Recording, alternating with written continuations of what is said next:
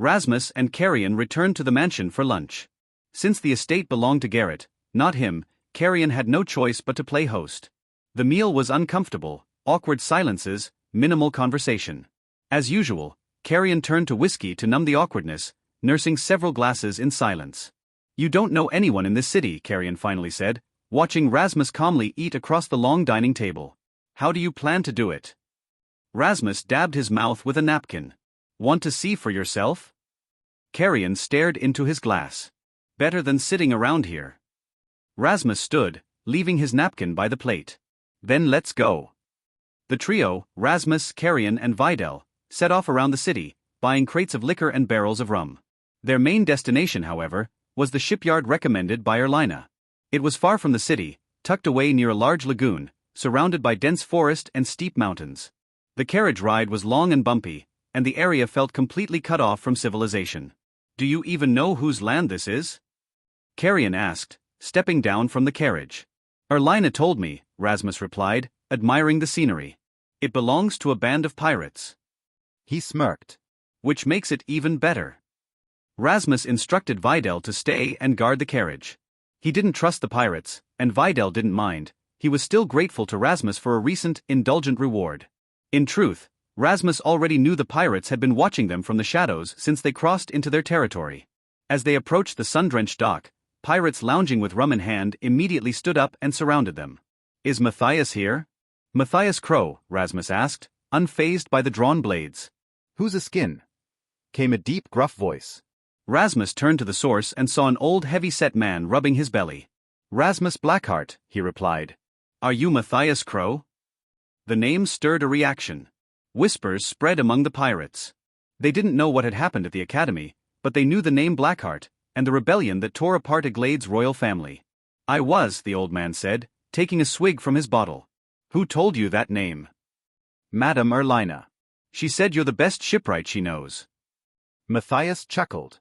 "That grumpy little woman. It's been years since I saw her." "What do you want?"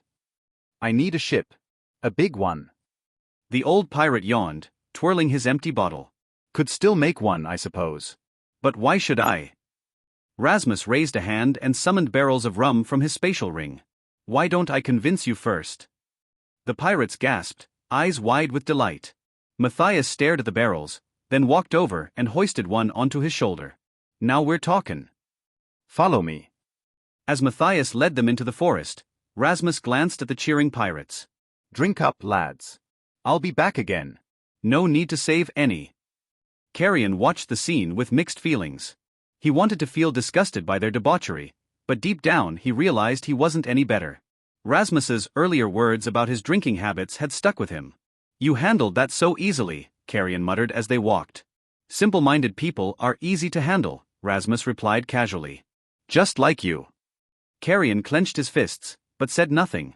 The pirate hideout lay within a mountain's base, carved into a man-made tunnel like a stacked village. Old, decaying ships lined the path like relics of a forgotten age. Inside Matthias's home, the ceiling was adorned with skulls and decomposing heads. Rasmus didn't react. Carrion nearly gagged. "So," Matthias said, setting his rum barrel down, "why do you want a ship?" "I'm starting a shipping company.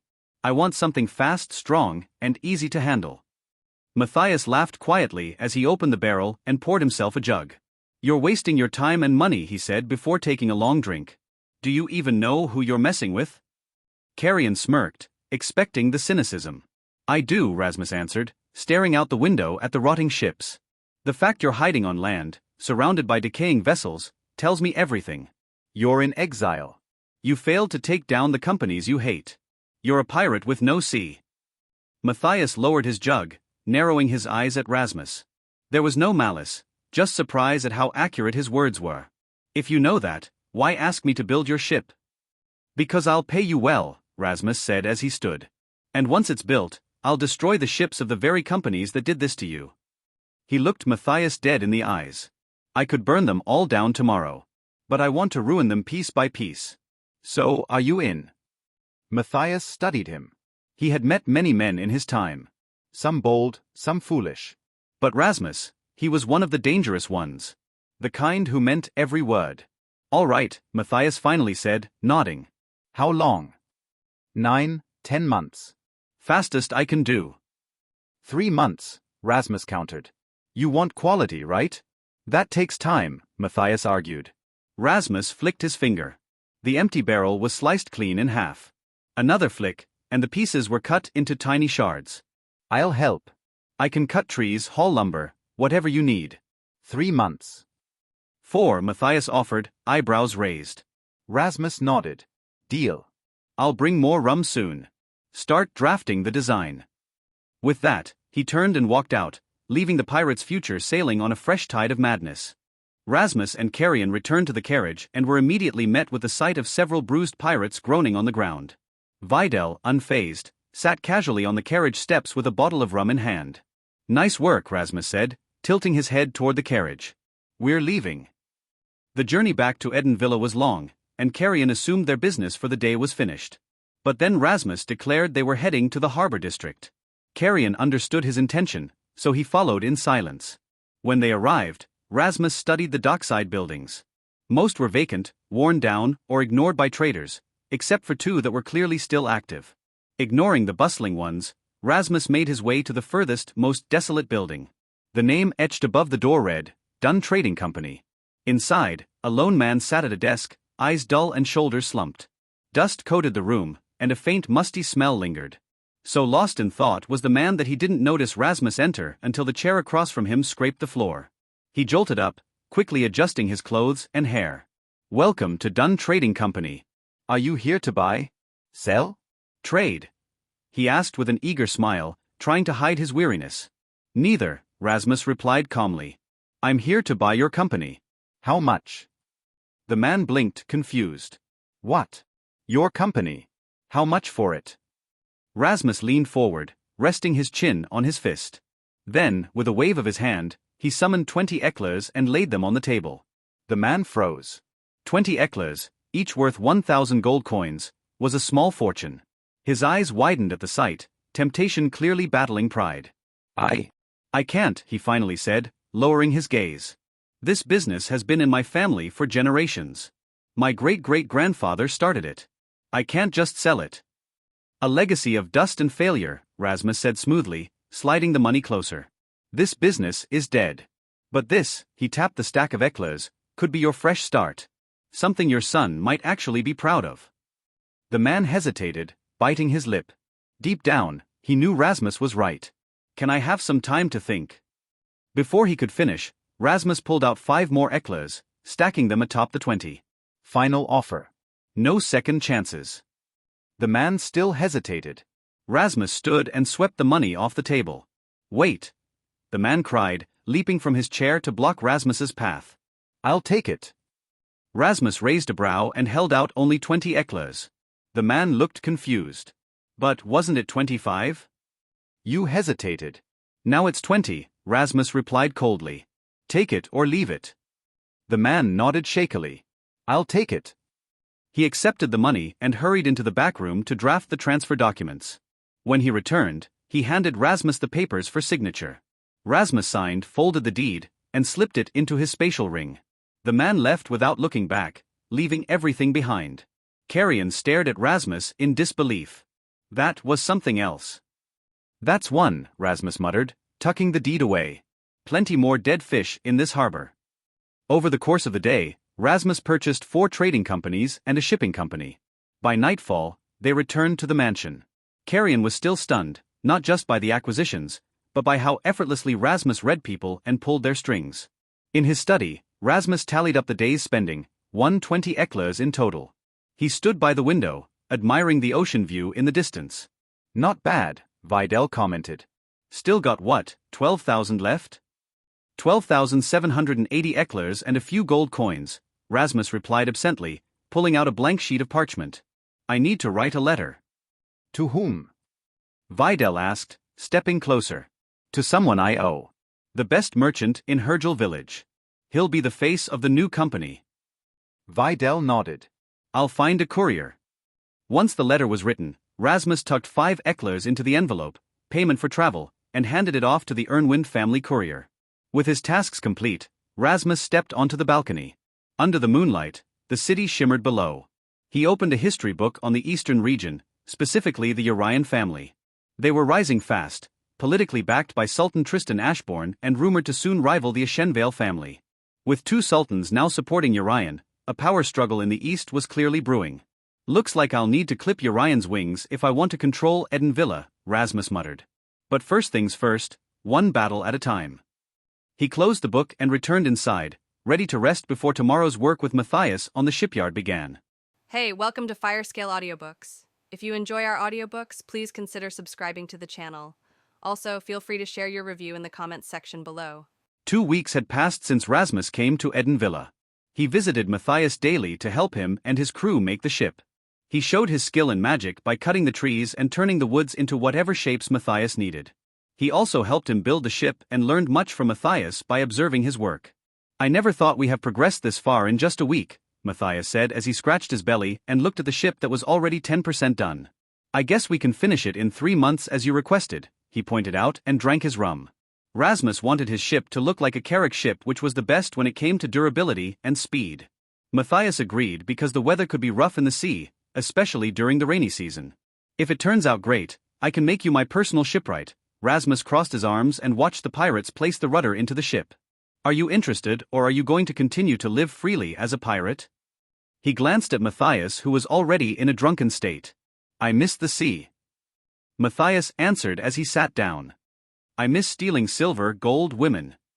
He added as he chuckled. Speaking of women, how did you know Erlina?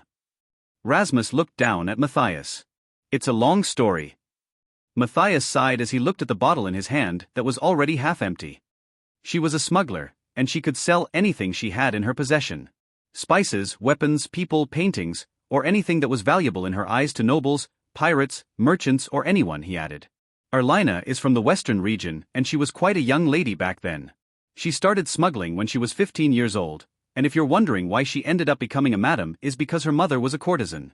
She learned a lot from her mother, which made her a skilled woman both with her mouth and body, Matthias explained as he slowly lay down and bathed himself under the sunlight. How did she end up down here in South Neva? Rasmus furrowed his brows because the sun was blinding him. She was hunted by knights because her father turned out to be the lord of the city. The legitimate wife of the lord wanted her dead, so she and her mother were hunted by them. Unfortunately, her mother got caught and was hung in front of the brothel house, Matthias explained and began to close his eyes, enjoying the weather. So, she went to where she usually smuggled things, and that was when we found her unconscious on a rowboat in the middle of the sea with lots of money. So, we took her and brought her here to our hideout. It was 10 years ago, and she began her business 7 years ago, Matthias yawned as he put his hands behind his head. For her own safety, we hid her real identity and left her alone to avoid suspicion from the official. No wonder she's so mature for her age, Rasmus hummed as he crossed his arms and kept his eyes on the pirates who worked on the ship. She's a strong woman, which is why she often causes a lot of trouble. She loves challenges, and she's interested in people who love challenges like her. So I guess I know why she recommended you to look for me. Matthias opened his eyes and stared at the bright blue sky. She's interested in you, Rasmus. He glanced at Rasmus. Rasmus could understand why she was interested in him, and it also helped him understand that Erlina was different. So what's your plan? Matthias asked as he sat up. To get rid of those bastards. The Urian and Vivelda? Just wait, Rasmus sighed as he looked at the forest behind him. Right, I haven't told you the reason why we are stuck here, Matthias said as he got up. It wasn't because of those bastards, it was because of the Admiral and his fleet. They almost killed us in the sea. They killed pirates? Don't they jail them first before they decide to kill them or not? Rasmus furrowed his brows. You know who's behind it, Matthias nodded as he stretched his arms. Rasmus hummed when he realized the Admiral and his fleet were bribed by the Vivelda and Urian to get rid of the pirates, by all means, to ensure their ships and goods were safe. He didn't expect they would go that far, and that added more problems for him because that alone could sabotage his business in the future as well. Well, that was a decent break. Back to work, Matthias said as he walked toward the ship. At the same time in Gratlin, the blimp with the emblem of the magic tower landed at the airfield. Lennon walked out of the blimp and was welcomed by scholars and sages. She pretended that nothing had happened and greeted everyone. When a mysterious woman in a black cloak and a hood walked out of the blimp with Novia, everyone looked at her because she was tall and stood out, attracting everyone's attention. Lennon asked about Rasmus and found out that he had left the magic tower a month ago. She realized that Rasmus might have left not long after she went to North Neva. She asked if anyone knew where he went, but nobody knew since he left without saying a word. He's not here. Lennon looked at Eris, who was hiding her identity. I'll find out where he went, she added. Eris stared coldly at Lennon from underneath the hood that covered her face and hair. It was unnerving to be stared at like that, and she didn't want to make Eris in a foul mood. She then went to the academy and asked Reuben, Garrett, or Esprella because they might know his whereabouts. Eris heard everything about Rasmus when he taught students at Gratlin Academy during the journey. She decided to stay in the blimp with Novia because she didn't want to waste her time going around. Lennon went to her office after she sent one of the staff to find Garrett, Esprella, and Reuben. "You're back, Chancellor," Garrett said as soon as he entered Lennon's office. "Yes, do you know Count Blackheart's whereabouts?" Lennon asked as she looked at the documents at her desk. Eden Villa, Republic of Cruin, Garrett answered. Eden Villa? That's so far away. Lennon sighed. Is something the matter, Chancellor? Garrett raised his brows, noticing the concern in Lennon's eyes. He knew something had bothered her. "No, I just need to see him," Lennon answered as she shook her head. "I'll visit Eden Villa." "So, tell Julian and Arnoldi to handle the academy for another 2 weeks," she said as she hurriedly left her office. Garrett was surprised to see Lennon in a hurry like that because she had never been so tense up like that before. Esprella and Reuben came to her office, but it was already too late since she had already left. Garrett told them what he found out and the two of them had the same reaction as his. As soon as Lennon came back to the blimp, she refilled the mana stone of the blimp. "Where are we going, Master?" Novia looked at Lennon, who was recharging the mana stone that powered the blimp. "We are going to the Republic of Cruin Eden Villa," Lennon answered as she walked toward the cockpit. "I'm not surprised that he chose that place. He's not someone who can stay still and do nothing," she added and informed the pilot of their destination. "That's so far away from here, 2 weeks at most, and not to mention we have to use a ship to get there. Are you sure we will make it in time before the meeting with the Council of Neva, which is 2 weeks from now?" Novia looked at Lennon with a worried expression. "That's not a problem. I can travel back on my own," Lennon answered as she sat down. "It has been a while since I have flown around Neva." Eris stayed quiet and looked at the Gratlin island going smaller and smaller as the blimp flew higher. She slowly removed her hood and enjoyed the scenery of Neva from the sky. "It will take us 2 weeks, is that all right, Lady Eris?" Lennon looked at Eris. "That's fine," Eris answered. Rasmus walked around the city and he listened to the murmurs from the merchants and traders. He found out that the Vivelda and the Urian companies began to lower their buying prices and increase their selling prices of goods. He didn't expect they would make the move that fast after they found out the local competitors had gone, leaving only the 2 giant companies. "It's according to your plan," Vidal mentioned as he followed Rasmus with bread in his hands. "Yes, now all we have to do is wait. We don't want to begin our moves immediately, we need to make their customers show dissatisfaction. By then, once they're desperate, we will open our business and they won't think twice about moving and using our service since ours will be a lot cheaper. If we open our business now out of nowhere, they will think our business a bit suspicious and they won't use our service at all. We need to offer the water to those who are dying from thirst because they won't hesitate to take the water, not knowing if it's poisoned or not," Rasmus explained as he looked at the dock in the distance where the traders and merchants were lining up in front of the Vivelda and the Urian trading posts. "Have you checked the prices they charged for all goods?" Rasmus looked at Vidal, who was enjoying his bread. Vidal didn't say a word and pulled out a piece of paper, a list of prices based on what he heard during his investigation. Rasmus took the paper and looked at the prices of food, spices, herbs, and materials. He compared it to their old prices and didn't expect the rate of their selling price had go up by 30% and their buying price had go lower by 20%. "So greedy," Rasmus muttered as he folded the paper. "Do you think they go even further now that they don't have competitors but each other?" Vidal crossed his arms and stared at Rasmus. "Of course. It's just a matter of time before those 2 companies will control the market and the prices." Rasmus nodded and continued his walk around the city. "We will make a move once the ship is ready. For now, let's focus on fixing the warehouses that we own. We need to do it carefully or those 2 companies will find out that something is fishy. We want to take them by surprise and struggle to adjust their prices again, making their customers see how greedy and disgusting they are." Rasmus and Vidal went to check the warehouses since Rasmus used Carrion's maids and servants to help him clean them. He wanted the warehouses to be clean and in good condition to store goods, especially food. Once he was done checking his warehouses, he went to bargain with the former owners of the shipping companies for their ships. He managed to buy 4 medium-sized ships and 2 small ships for 500 eclers in total, which was 2,500 gold coins, which should be around 4,000 gold coins. We will send the ships to Matthias later tonight.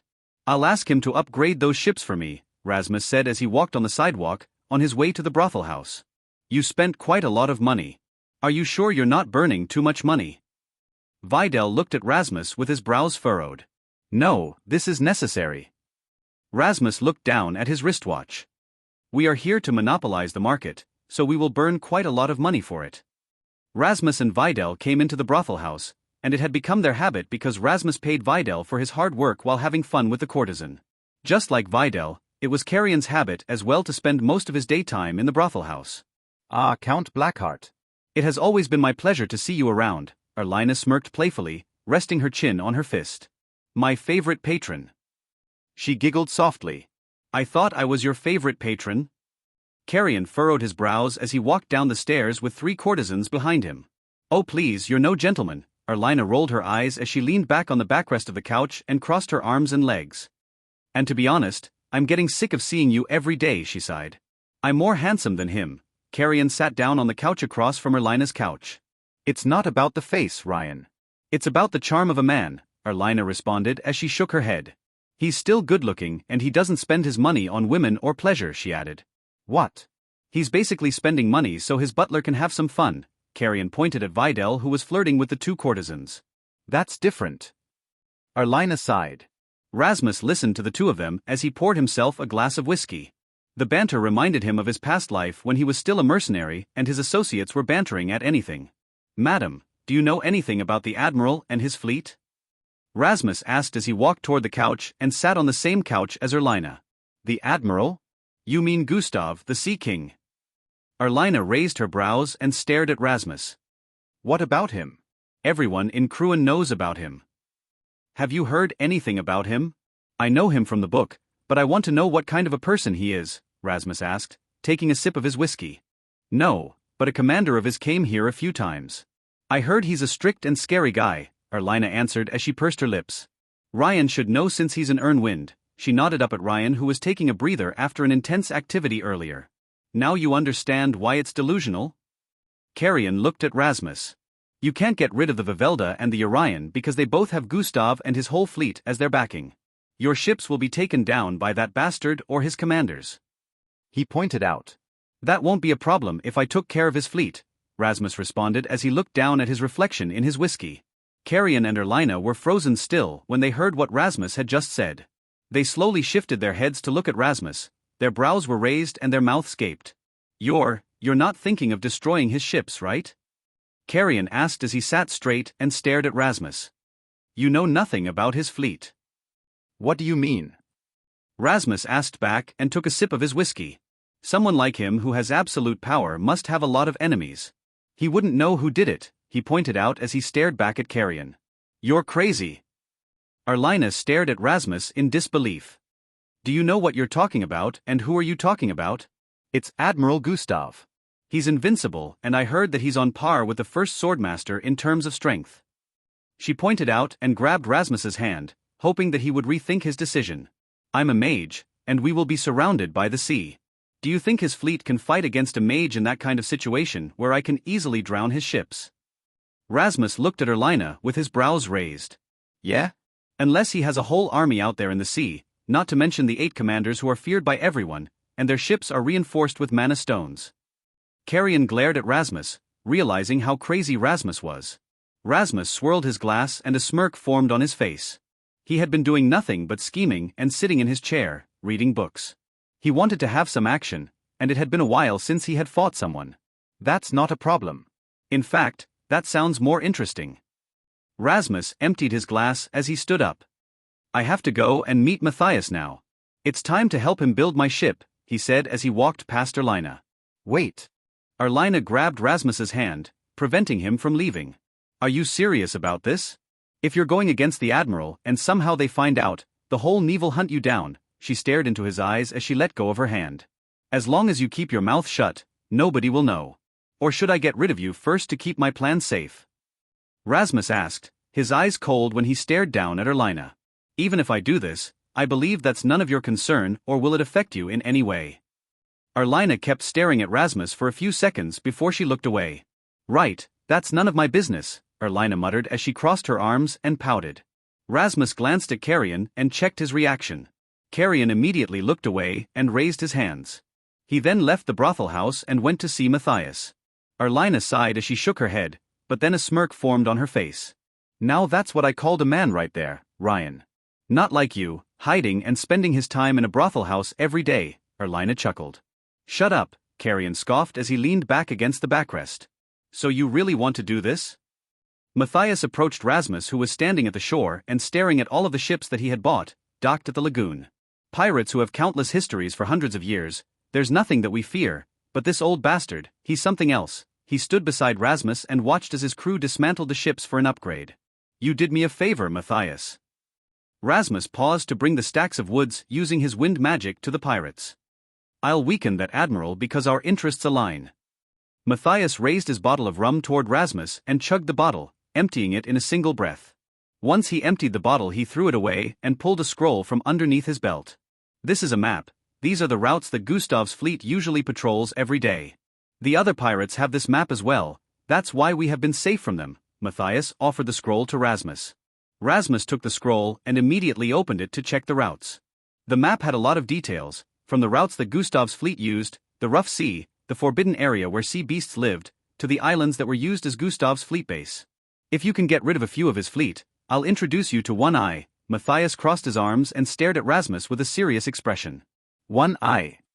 Rasmus raised his brows, putting the scroll in the pocket underneath his suit. A crazy bastard. Just like you, Matthias chuckled as he rubbed his fat belly. I'm interested in crazy people, Rasmus smiled as he nodded. Birds of a feather flock together, huh? Matthias looked at Rasmus as he laughed. Anyway, you want to hide your identity, right? I have ordered my crew to make that ship over there look like a pirate ship.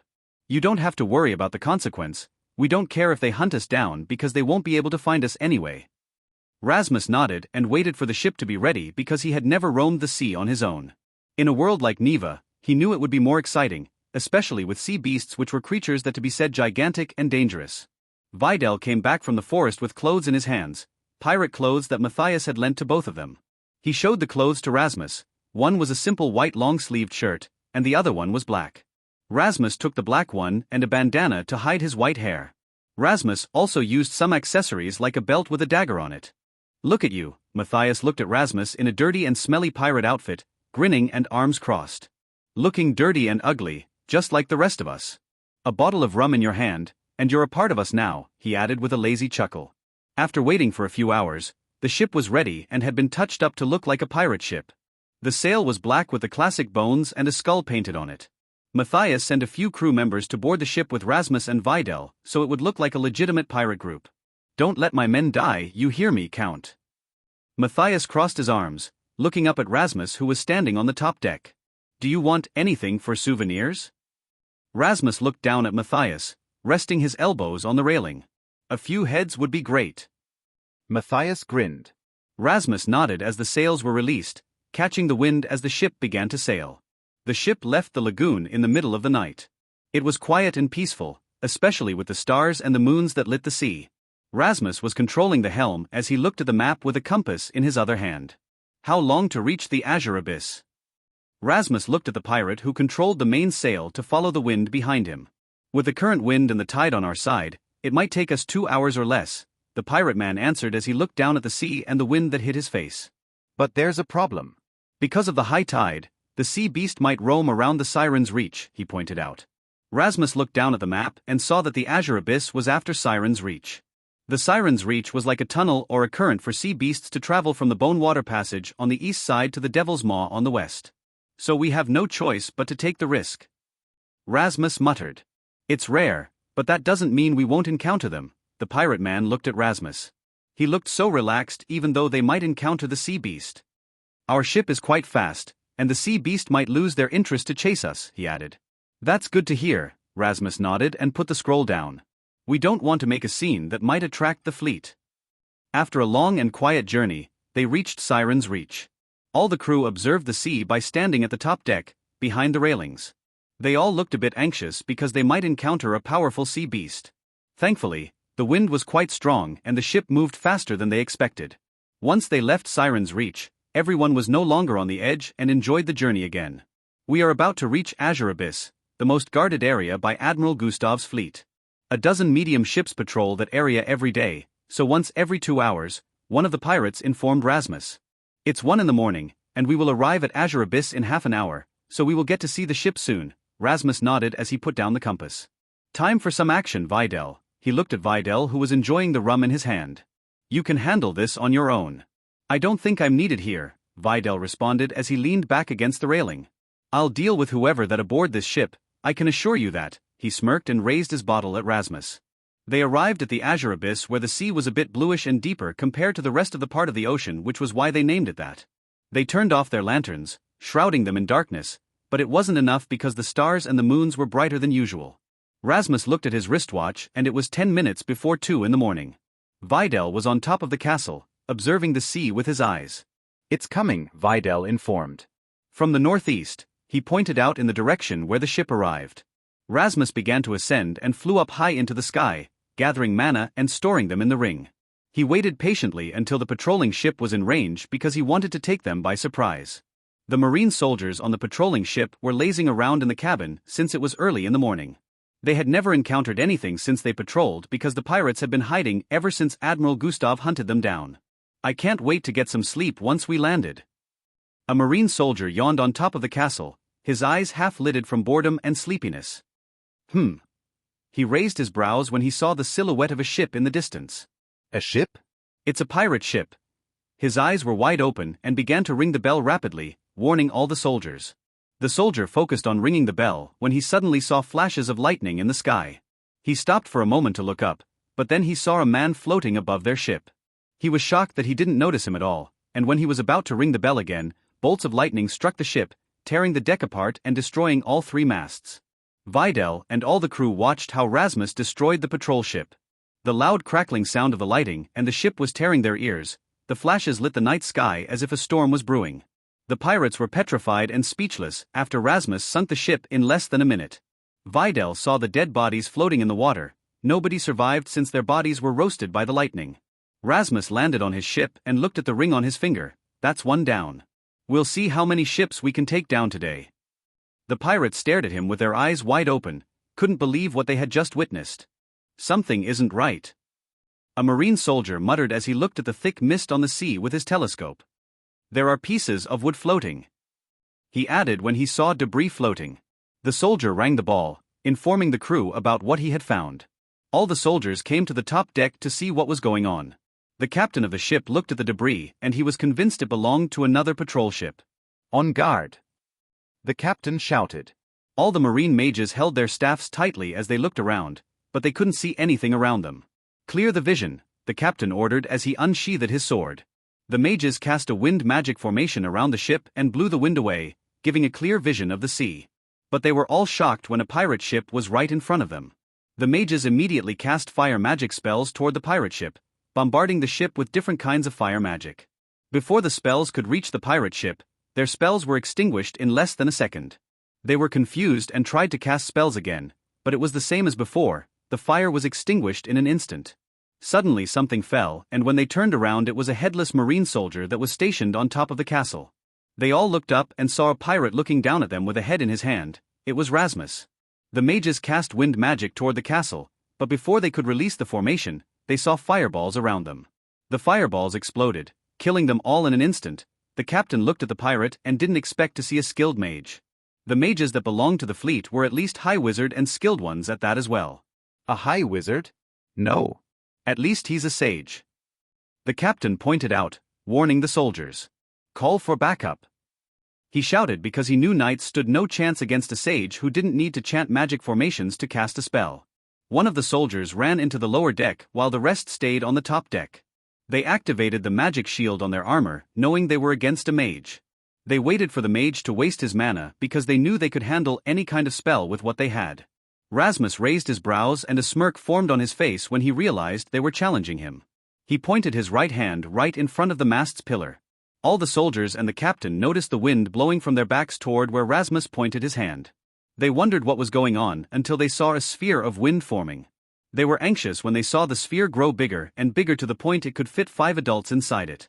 When they thought it was going to grow even bigger, the sphere suddenly shrunk rapidly to the point it was as small as a basketball, making a high-pitched sound that irritated their ears. You just made the worst decision, Rasmus muttered as he clenched his hand. The sphere created a strong blast that traveled at Mach 2. In an instant, all the knights, including the captain, collapsed. Their eyes, noses, ears, and mouth spat blood, killing them almost instantly due to the pressure and their organs being crushed. The pillars were cut in half and collapsed, destroying the ship. Rasmus landed, and suddenly the ship trembled and some kind of light pierced through from the lower deck up into the sky. He looked up at the light and felt the immense mana being released from the cabin. The light was bright enough to be seen from miles away, and it seemed that was how they called for help, just like a flare gun back on Earth. You have done it, Videl boarded the ship. Yes, the party is about to start. Rasmus looked down at the hole and released a fireball into it. Let's wait for our guests, he said, and then the cabin exploded, destroying the inside of the ship. The debris didn't affect him or Videl because of the mana shield. They both hopped onto their ship before the marine ship sunk into the water. That magic came in handy, huh? Videl looked at the multiple thin layers that separated Rasmus's ship and the marine's ship. Layers of vacuum space, sucking out the oxygen from the fire magic, but how did you know that they would use fire magic? He glanced at Videl with a curious look. It's easy. It's a wooden ship. What would be the best way to get rid of a wooden ship? The answer is fire, Rasmus answered as he leaned against the railing. Common sense is easy to predict, he pointed out with a relaxed expression and dropped the head that he had taken earlier. At the same time, on the Iron Hook Island, a bearded man with broad shoulders and a big body was busy writing a document at his desk. It was a quiet night as usual, but his room suddenly became oddly bright. He glanced toward the window behind his desk and noticed the bright pillar-like light that pierced the sky in the distance. The bearded man stood up and pushed back his armchair. The man wore a white uniform with so many medals hanging on the left side of his chest. He watched the light slowly disappear. His striking yellow eyes were sharp, piercing through the moonlight. Azure Abyss. The bearded man muttered, his voice deep and rough. Pirates. He narrowed his eyes to the sky and then left his office. As soon as the bearded man left his office, a man who wore a similar uniform except he had a white robe over his uniform appeared behind him. The man followed the bearded man, his footsteps were silent like the wind. Prepare my vessel, the bearded man glanced at the man behind him. The man nodded and then disappeared without a trace. The moment the bearded man left the fort, hundreds of elite knights and high wizards were waiting for him at the dock. He boarded the ship along with his whole unit. The man with a robe had been waiting for them on the deck. Azure Abyss, that's our destination, the bearded man ordered his helmsman. His ship was 2 times bigger than the big ships around it, making it easily recognized as the leader's ship. The moment his ship began to sail, dozens followed. Rasmus looked at the map and one of the pirates pointed at the nearest island from Azure Abyss. They explained to him about the fort of the Marines' base, and they mentioned Commander Mercurius, one of the 8 naval commanders under Admiral Gustav's command. How strong is Commander Mercurius? Rasmus looked at the pirates in front of him. They all looked at each other for a moment, thinking about who should explain to Rasmus about Mercurius's strength. Commander Mercurius is. A pirate paused to think of the right word. A monster. Videl raised his brows and then laughed so hard to the point that he almost cried. The pirates looked at Videl with a confused look. He tried to calm himself down, but he kept laughing because it was just too funny for him. Rasmus, on the other hand, kept a poker face even though he was surprised by how they described Mercurius. He's a sword mage. A knight and a mage at the same time, the pirate explained. Sword mage, so it's similar to Northern Star, Rasmus nodded with understanding. Doesn't that make you a sword mage as well? Videl asked with his brows raised. The pirates looked at Rasmus with surprised expressions. Well, he should be here at any moment now. Why don't you guys take the rowboat and leave this ship? I promise Matthias to not let you all die, so stay as far as you can, Rasmus said as he pushed himself from the railing. Don't forget to bring that head. Matthias wanted his souvenir. Keep it safe, he pointed at the head on the floor. All the pirates shared a look once again, and then they immediately took the head and brought the rowboat on the water. They all left without hesitation and began to row the boat as far as they could from the ship. A monster. Videl chuckled as he wiped his eyes. I don't understand why it's so funny. He cleared his throat. That's enough, Videl. The guests are here, Rasmus said as he narrowed his eyes and saw tiny lights in the far distance. Right. Videl took a deep breath as he leaned down and rested his elbows on the railing. The guests are indeed here, he smirked as he saw dozens of ships with the big one in the middle. Let's get the party started. Rasmus walked up the stairs and lowered the masts. Mercurius saw the pirate ship in the distance. He didn't expect it was just one pirate crew, and he looked a bit disappointed because he thought there would be more of them. He decided to send 3 of his units to deal with that pirate ship. He watched as 3 of his ships went past his at full speed. He wanted to see how a single pirate ship, not to mention that it was just a medium-sized ship, managed to sink a big ship. He thought something was fishy, but he didn't see any other pirate ships in the distance. Dozens of fireballs were released into the sky toward the pirate ship, which would be impossible to prevent all of them from hitting the ship, or at least that was what Mercurius thought. The fireballs disappeared into thin air before they could reach the pirate ship. At that moment he realized the pirates on that ship had a sage with them. Before he could order his other units to assist those ships ahead of him, he saw flashes of lightning from the pirate ship. He narrowed his eyes, and that was when he saw the 3 ships torn in half because they got hit by bolts of lightning. He watched the ships sink into the water and lifeless bodies floated around the debris. Lightning magic. He's no ordinary sage, Mercurius muttered as he clenched his fists. What should we do, Commander? The man in a white robe asked. Advance. I don't know any pirates that can do something like that, so I want to know the mage who could cast a powerful spell like that, Mercurius answered without hesitation. There was no fear in his eyes. All the ships sailed at full speed toward the pirate ship, following Mercurius's orders. When Mercurius was close enough to the pirate ship, he walked on the bowsprit with his long sword in his right hand. He combined both aura and mana on his sword, and then he swung his sword as hard as he could horizontally. A massive slash wave flew toward the pirate ship, but to his surprise, someone from the pirate ship released the same slash wave, clashing his with theirs. A sword master? Mercurius narrowed his eyes and gripped his sword tightly. No, that's not possible. Mercurius felt the thrill within him again after countless days of boring jobs at his desk. He began to throw more slash waves toward the pirate ship to see how far the pirates could keep up with his strength. The knights and mages who saw the slash waves clashing were shocked and terrified by the immense amount of energy that was released. They couldn't believe there was someone as strong as their commander. The sea was no longer calm and big waves were created and began to push the big ships away. Mercurius narrowed his eyes and stopped attacking relentlessly. Activate the shield. He shouted as he turned around, ordering the mages. The mages chanted magic formations and activated all the runes that were written on the ship's body. A sphere of thick mana shield appeared and protected the ship. As soon as the mana shield was formed, bolts of lightning struck the ship, but it was protected by the mana shield. All the mages and the knights were startled and petrified when they watched the bolts of lightning from up close. The terrifying sound of lightning made all of them cover their eyes. Their hearts trembled, following the rhythm of the rumbling of the lightning. Mercurius was unaffected even though he was standing on the edge of the bowsprit, facing the bolts of lightning a few meters away from his face. He was fascinated by the destructive power of that magic, but it wasn't enough to break the mana shield. The answer to the strong mana shield lay inside his ship. Powerful mana stones were placed all over the ship, making it impenetrable by anything. Knowing it was pointless, the bolts of lightning stopped attacking the ship. Your magic is useless against my ship, Mercurius smirked as he scoffed. You must have wasted all of your mana already, don't you? He chuckled.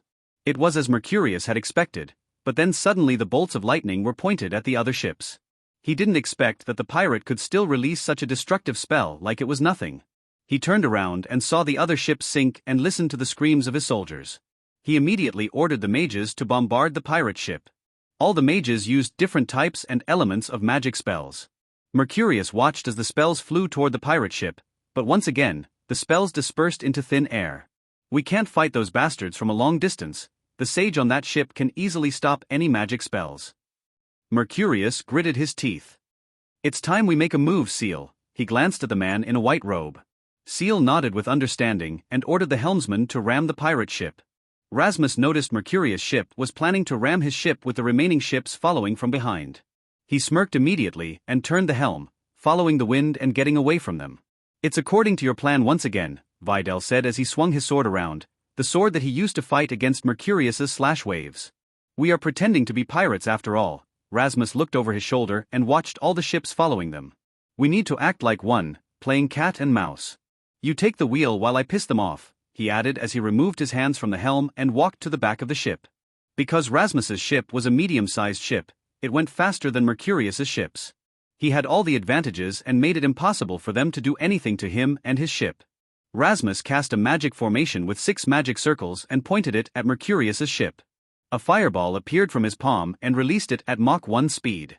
The moment the fireball touched the mana shield, the first layer of the fireball exploded and was followed by the second layer. Lastly, when the third layer was exposed, its explosion was concentrated on that same spot. The mana shield that was supposed to be impenetrable suddenly cracked. That's not good enough? Rasmus was surprised at how strong the mana shield was. Even with armor-piercing method isn't enough.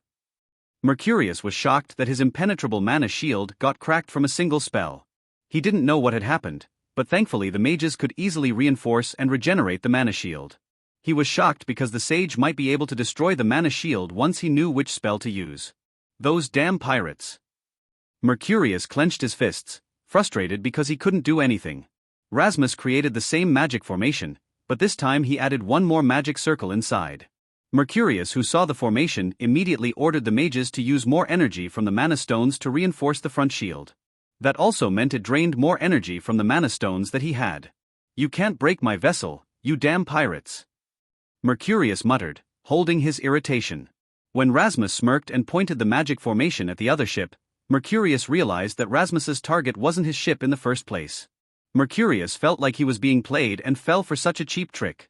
He then watched Rasmus release the spell and destroy the ship along with the soldiers on board.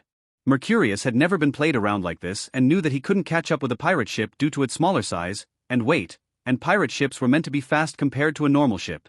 He couldn't do anything, and it was the first time he felt powerless while at the same time losing manpower due to the skilled sage. "Fall back," Mercurius shouted. "We are wasting our time here." Everyone was in disbelief that their ruthless commander Mercurius said something like that, including Seal.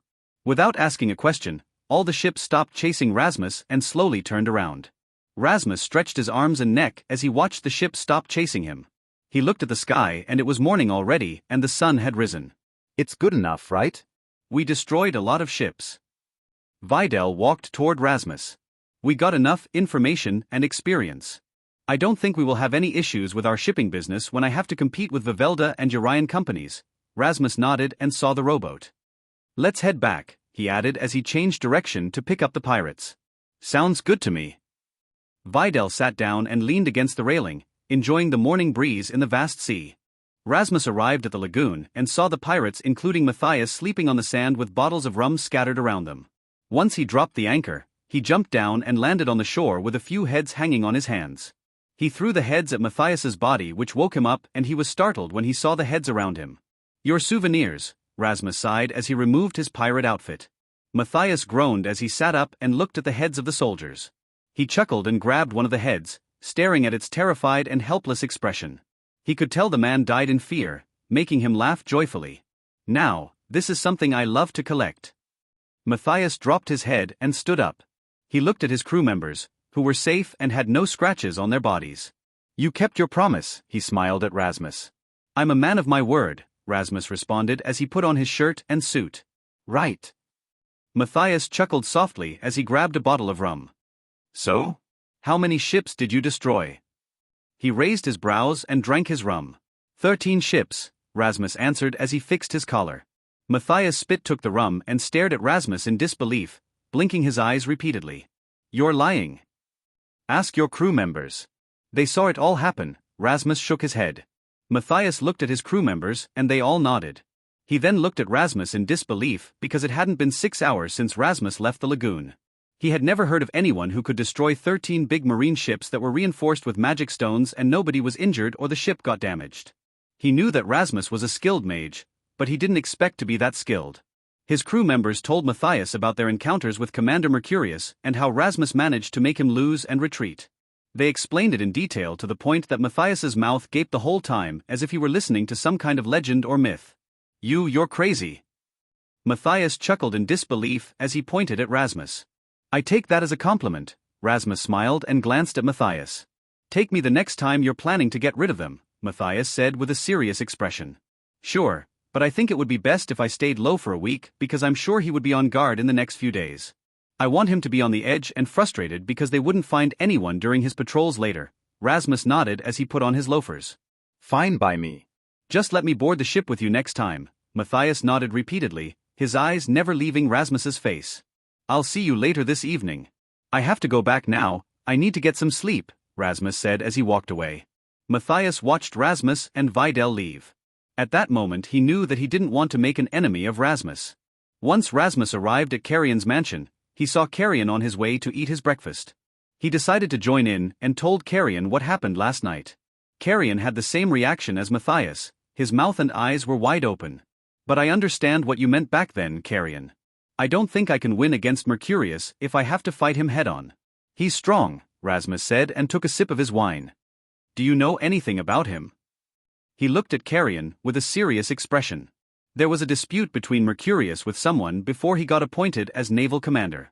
It happened 3 years ago, and I heard it was because he sabotaged his rival for that position, Carrion answered as he swirled his wineglass and stared at the spot on the wall. A dispute. Rasmus raised his brows. Yes, with Arca Gullivard. A young man who became lieutenant when he was 24, Carrion nodded. Arca is the most talented soldier, enlisted when he was still 18 and climbed up the rank like climbing a freaking ladder because of his impossible achievements, he scoffed and shook his head. So I assume it has something to do with jealousy? Rasmus clasped his hands and put them in front of his mouth, his eyes pointed at Carrion's eyes. Mercurius believed he was more befitting to be a commander than a young man like Arca? Close, but that's not the only reason, Carrion nodded. It's because Arca has a history with Mercurius long before that. I don't know the details, but I heard it was because Arca is Mercurius's bastard son and Mercurius killed his mother to hide it from the public. But that's just a rumor, he explained and shrugged. Do you know where he is? Rasmus asked with a cold gaze. Carrion glanced at Rasmus and knew what Rasmus was planning to do. I do, Carrion hummed. You want to make him an ally, don't you? He asked with a serious expression. An enemy of my enemy is my ally, Rasmus said with a faint smile on his face, leaning back on the backrest of his armchair. I believe Gullivard and I have something in common and the same interest, he added. Carrion scoffed with a disbelief smirk as he shook his head, looked down, and rested his forehead on his palm. He had never seen someone as crazy as Rasmus before, and he didn't know if he should be amazed or irritated. Isn't your plan to monopolize the businesses in this city? How did it end up hunting down a fucking commander of the sea? Don't you think this is getting out of hand? Carrion asked as he stared at Rasmus with his brows furrowed. It's necessary, Rasmus answered and grabbed his wineglass. But I'm not planning to do it now because I'm expecting someone to be here, he muttered and took a sip of his wine. Someone. Carrion raised his brows. A friend, Rasmus nodded as he stood up. I'm going to sleep, he sighed and put the wineglass before he left the dining hall. It had been a while since Rasmus used magic that much and the amount of mana that he used was quite a lot as well. He fell asleep as soon as he hit the bed and didn't get bothered by the sunlight. He slept until evening and he woke up because a maid knocked on his door. Yes. Rasmus asked as he sat on the edge of the bed, massaging his head because he hadn't gotten enough sleep. A guest is waiting for you downstairs, Lord Blackheart, the maid's voice was heard from behind the door. His name is Edouard and he said that he's your guest, my lord, she added. Rasmus immediately got up and grabbed his shirt as he walked toward the door. He opened the door and the maid was flustered when she saw the muscular and toned body and scars on his upper body. She hid her face, lowering her head, and biting her lip with a wide smile on her face. The maid followed him from behind and stole a glance when he put on his shirt and buttoned it. She wanted to squeal from happiness, but she held herself back. She couldn't wait to tell the other maids what she had seen earlier. Rasmus walked into the drawing room and saw Edouard admiring the luxurious room. When Edouard turned around to look at the person who came into the room, his face turned bright with a huge grin on his face when he saw Rasmus. Count, Edouard immediately bowed his head, showing respect. Did you get my gift? Rasmus asked as he approached Edouard. I did, I gave everyone a share because I think everyone deserves it, at least the ones who helped you, Edouard answered as he lifted his head. It hasn't been a while since you left the village, but look at you now, he chuckled as he shook his head in disbelief. You think I would stay poor? Rasmus smirked as he put his hands in his pockets. Anyway, the reason I brought you here is to repay you, he said as he pointed at the couch, signaling Edouard to sit with him there. Repay me. Edouard furrowed his brows as he sat down on the couch. Are you interested in making a name for yourself? To be the richest merchant in this city? Rasmus raised his brows and smiled at Edouard. Pardon? Edouard blinked his eyes repeatedly. Rasmus revealed to Edouard his plan to monopolize the trading and shipping business in Eden Villa. He also told Edouard about his work, including the documents he had gathered about the Vivelda and Urian companies. Edouard listened to his explanation and plan as he read the data on the current market price, which was overpriced. I have known Vivelda and the Urian companies for a while now, since they also have trading posts back there in the capital city. They're not as greedy as here because they have to compete with other powerful companies in the Rufinus kingdom. But to think they could do something like this here is unbelievable, Edward muttered as he flipped the papers in his hands. This is their gold mine, Rasmus nodded as he looked outside the window. Do you have any idea why no other companies are competing here in Edenvilla? I thought everyone would want to compete here. He looked at Edward, who was too focused on the documents in his hands. If Edenvilla is a gold mine, Airedale is a diamond mine, Edward responded as he leaned back. Everyone competes there since it's the busiest harbor in the whole world. You can say that the Vivelda and the Urian companies are right below the big companies while the rest are far below Vivelda and the Urian, he explained and took a sip of his tea. Right, the Vivelda and the Urian companies are basically new compared to those big companies, Rasmus hummed and nodded. To think these two can go this far to secure their business, I couldn't imagine how those big companies do it over there in Airedale, he smiled as he shook his head and stared at the city through the window. Rasmus thought for a moment and couldn't stop imagining himself competing with those companies in the future. He wondered how high he could reach before he either fell or reached the peak. Count, you want me to be the face of your company, am I right? Edward asked with a worried expression. I'm flattered by the offer, but I'm just a merchant from a small village who sells fruits, vegetables and cheap goods. I don't know if I can handle this. And I was a boy who got abandoned and exiled, hated by everyone. But look at me now. So, what's your point, Edward? Rasmus glanced at Edward with a stoic expression. If you're looking for an excuse for any situation, you'll find one eventually. You're determined by others for who you are, but in the end, it's you who holds the accountability for that since you made yourself that way. They judge what they see. Edward wanted to argue since he wasn't like Rasmus, but he then realized what Rasmus said was true. He tried to use another excuse to justify who he was, and that was why people never looked at him as anything more than just a merchant from a small village. They complain about who they are, and yet they do absolutely nothing to change it. Don't expect things to change without any effort. That's the first mistake. Rasmus crossed his arms and leaned against the wall. Those who did put effort into changing who they were, suddenly decided to give up because they didn't see any changes. They think by rowing the boat they will find a land eventually without knowing where they're going. That's the second mistake, he added. In the end, what could go wrong? Rasmus asked as he walked toward Edward on the couch. You already hate who you are, right? He stood in front of Edward, staring down at him in the eye. You're not the center of this world, but you have to know that you're also not bound by it. Edward looked down, rubbing his face with a hidden smirk underneath. He couldn't believe he had got a lecture from someone who was younger than him. He hated how Rasmus could make him feel good and hated himself at the same time. So? Is there any excuse? Rasmus raised his brows. Or do you want to take this opportunity? Fuck it. Edward muttered as he slowly lifted his head to look up at Rasmus. Yeah, fuck it, he nodded as he scoffed. Rasmus offered his hand to Edward for a handshake. Edward didn't hesitate to grab Rasmus's hand as he stood up and shook his head firmly. They both nodded, sharing a stare with smiles on their faces. Now, let's go around the city and see the city that you're going to take over, Rasmus said as he walked toward the door. There's a saying that I really like. I came, I saw, I conquered. He looked over his shoulder at Edward with his brows raised. Those are powerful words. Who said that? Edward asked as he followed Rasmus. Some dead guy, Rasmus chuckled. They walked around the city so Edward could understand the battlefield that he was going to join later. He already had a few plans in mind that he shared with Rasmus. The first one was to check the merchants, the second one was the people who lived in the city, the third one was the demand for certain items or products, and lastly how to maintain the funds from it even though they would buy for a higher price and sell for a cheaper price.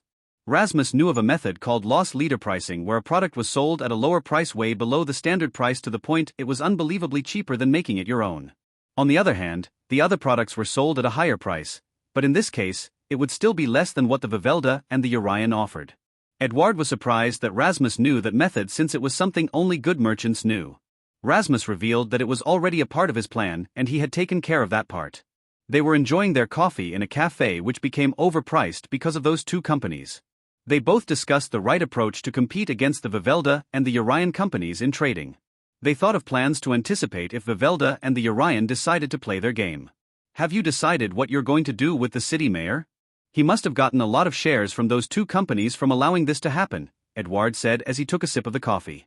He didn't like the taste, but somehow it was addicting since it was his first time drinking coffee. You don't have to worry about that. I'll handle that part, Rasmus answered as he took a sip of the coffee. You just focus on the front end while I deal with the back end. Edouard nodded, and he was glad that he didn't have to deal with politics because he didn't know anything about it. There are people that I want you to meet, come with me, Rasmus said as he stood up from his chair. Edouard drank all his coffee in a single shot. He grimaced and scrunched by the bitterness of the coffee. As a merchant, he didn't want to waste something expensive. He then followed Rasmus out of the cafe. Rasmus brought Edouard to the brothel house, and the first reaction that came out of Edouard was that his eyes and mouth gaped widely. Wait, what are we doing here? Edouard swallowed hard as he looked at Rasmus. You said that you want me to meet someone. He watched Rasmus walk toward the door. They're here, come on, Rasmus nodded as he walked into the brothel house. Edouard swallowed hard and tried to fix his old rugged clothes as best as he could before he walked in. When he was inside, his eyes were wide open to the scenery and the women with alluring bodies and minimal clothing that barely covered their bodies. So you're here, Rasmus looked at Vidal flirting with a courtesan. Where else would I be? Vidal raised his brows with a smirk on his face. Ah, my dear patron. Arlina's eyes brightened when she saw Rasmus as she walked down the stairs with Carrion behind her. I heard everything from Ryan, but I want to hear it from you personally, alone. She smirked as she bit her lip and stood in front of Rasmus and placed her hand on his chest. Maybe later, I want you guys to meet a friend of mine, Rasmus said as he gently pushed Arlina's hand from his chest and pointed his other hand at Edouard. Edouard Merc, he looked at Edouard and nodded his head. Nice to meet you, my lord, my lady. Edouard bowed his head, feeling inferior because of his outfit and his status. Introduced themselves to Edouard and who they were to Rasmus. Arlina had no issue with a commoner since she was also one, and she didn't discriminate against people at all.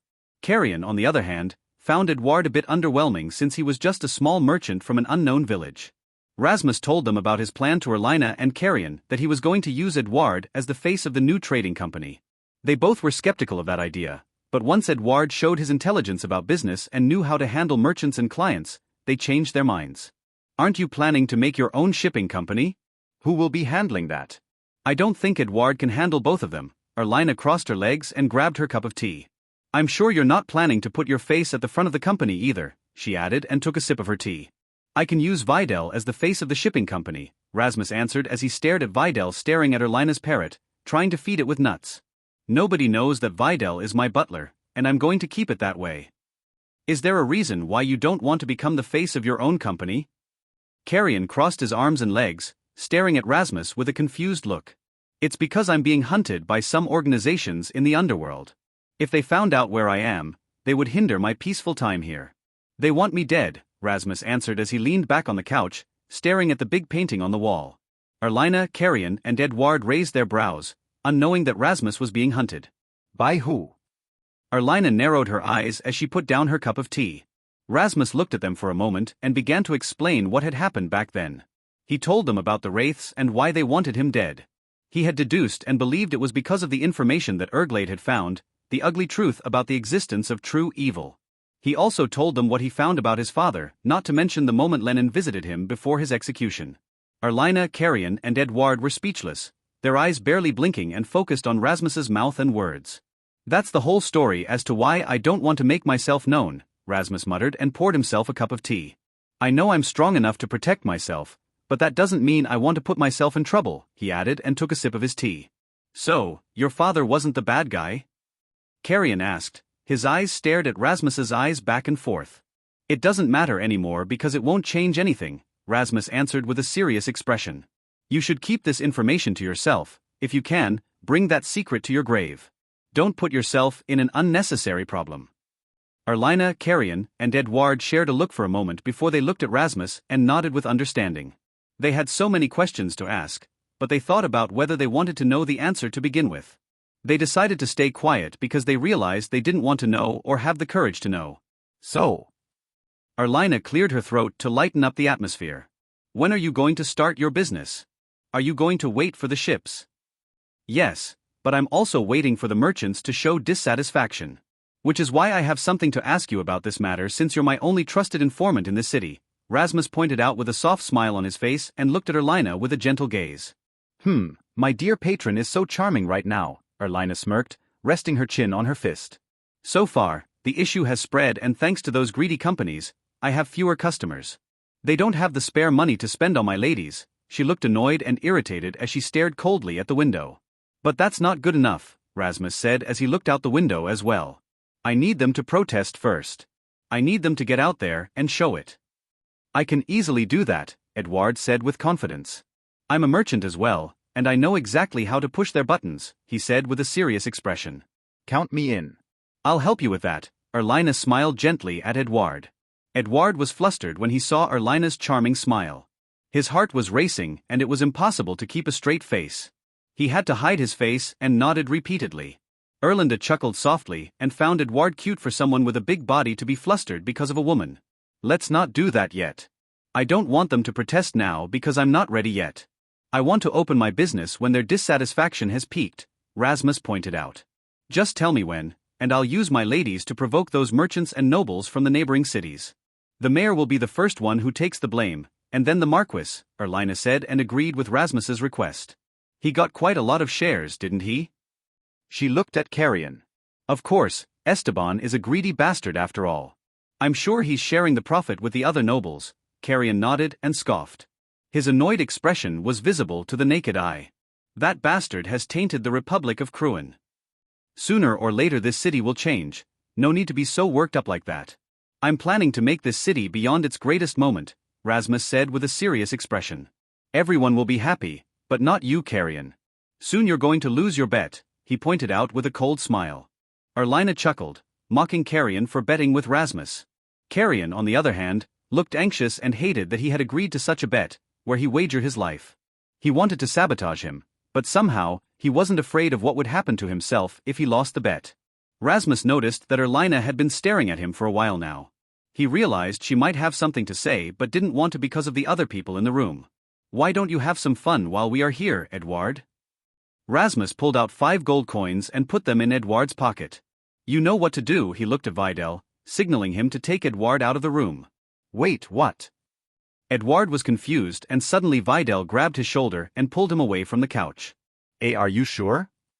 He looked at Rasmus and Vidal back and forth. "Welcome to Eden Villa," Rasmus smiled as he nodded. Carrion noticed what Rasmus was trying to do, and when Rasmus looked him in the eye, he knew exactly what Rasmus wanted him to do. He sighed as he stood up from the couch and left the room, leaving Erlina alone with Rasmus. "We are alone now, so you can say it," Rasmus looked Erlina in the eye. Erlina didn't expect Rasmus to be so considerate of her, which made her unable to hide her smile. She stood up and moved to the couch where Rasmus was sitting. She didn't bother to put some gap in between them. "What's your real intention of coming here, Count?" Erlina asked, her voice barely above a whisper.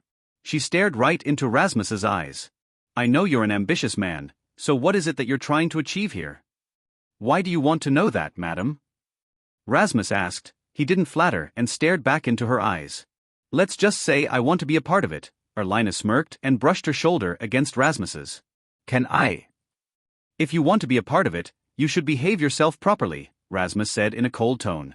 Erlina's smirk widened, but she immediately put some distance between herself and Rasmus.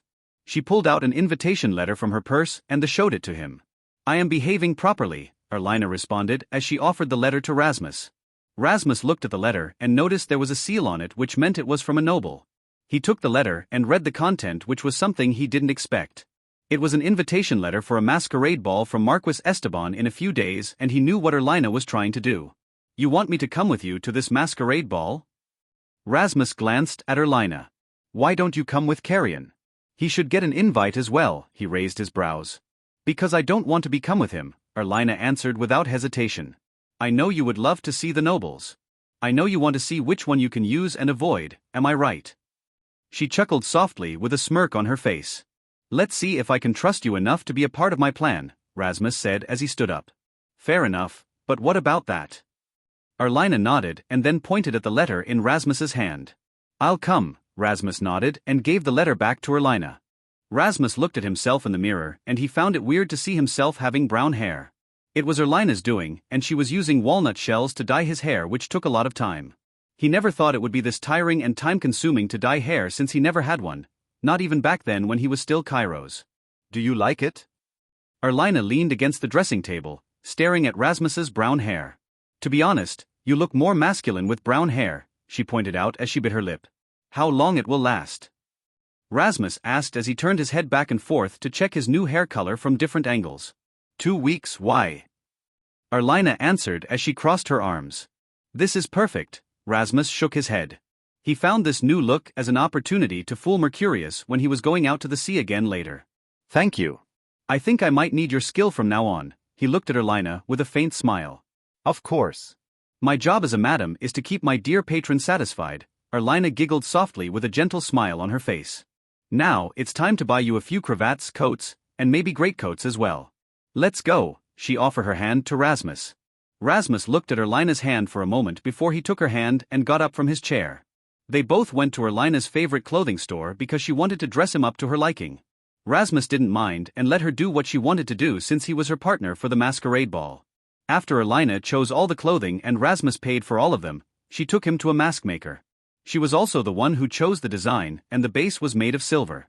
She understood his circumstances and made sure the mask covered his full face, leaving only his eyes open. Vidal and Edouard stayed in the brothel house, waiting for Rasmus to come back. Carrion saw them relaxing in the lobby with drinks in their hands when he went down the stairs after a long intense activity. He looked around and didn't find Rasmus anywhere. Where is he? Carrion looked at Vidal. He's out with Madame, Vidal answered and stared back at Carrion. Going out. Carrion furrowed his brows with a surprised expression. That's first. He muttered to himself as he sat down. Vidal observed Carrion's expression and it was like an open book. They're going out to buy Count Rasmus's clothes and outfit for the masquerade ball, Vidal said, wanting to see Carrion's reaction. Oh. I see. Carrion nodded, his eyes empty as if he was in the middle of thinking of something. So she's bringing him, huh? He raised his brows as he leaned back and sighed. Are you jealous? Vidal smirked. Me? I don't care if Arlina is going out with someone, Carrion responded as he fixed his coat. I'm just surprised that she would go that far for someone that she just met, he muttered. Vidal and Edouard shared a look. They could see the lie in Carrion's words and they were holding their chuckle and smile from him. Vidal knew that Carrion harbored some kind of feelings for Arlina, but he didn't want to admit it. You don't have to worry about her, my lord, Vidal chuckled as he looked at Carrion. Count Rasmus isn't interested in her that way. I have served him for a while and I know that he doesn't have any interest in women, he pointed out and took a sip of his whiskey. Rasmus isn't interested in women? Does that mean he's interested in men? Carrion furrowed his brows, confused and a slight expression of disgust on his face. Vidal almost got choked when he tried to swallow the whiskey. He began to cough and didn't expect that kind of comment at all. No, my lord. Vidal paused to clear his throat. My master doesn't have time for love or even any desire for pleasure, he explained as he wiped his lips. Carrion was speechless and in disbelief that there was a man who wasn't interested in pleasure. Even for scholars, he knew really well they had their own way of getting pleasure. I don't believe you, Carrion narrowed his eyes. There's no way he doesn't have any urge for sexual desire. What's the point of living as a man if he doesn't have any desire for it? He arched his brows, skeptical about it.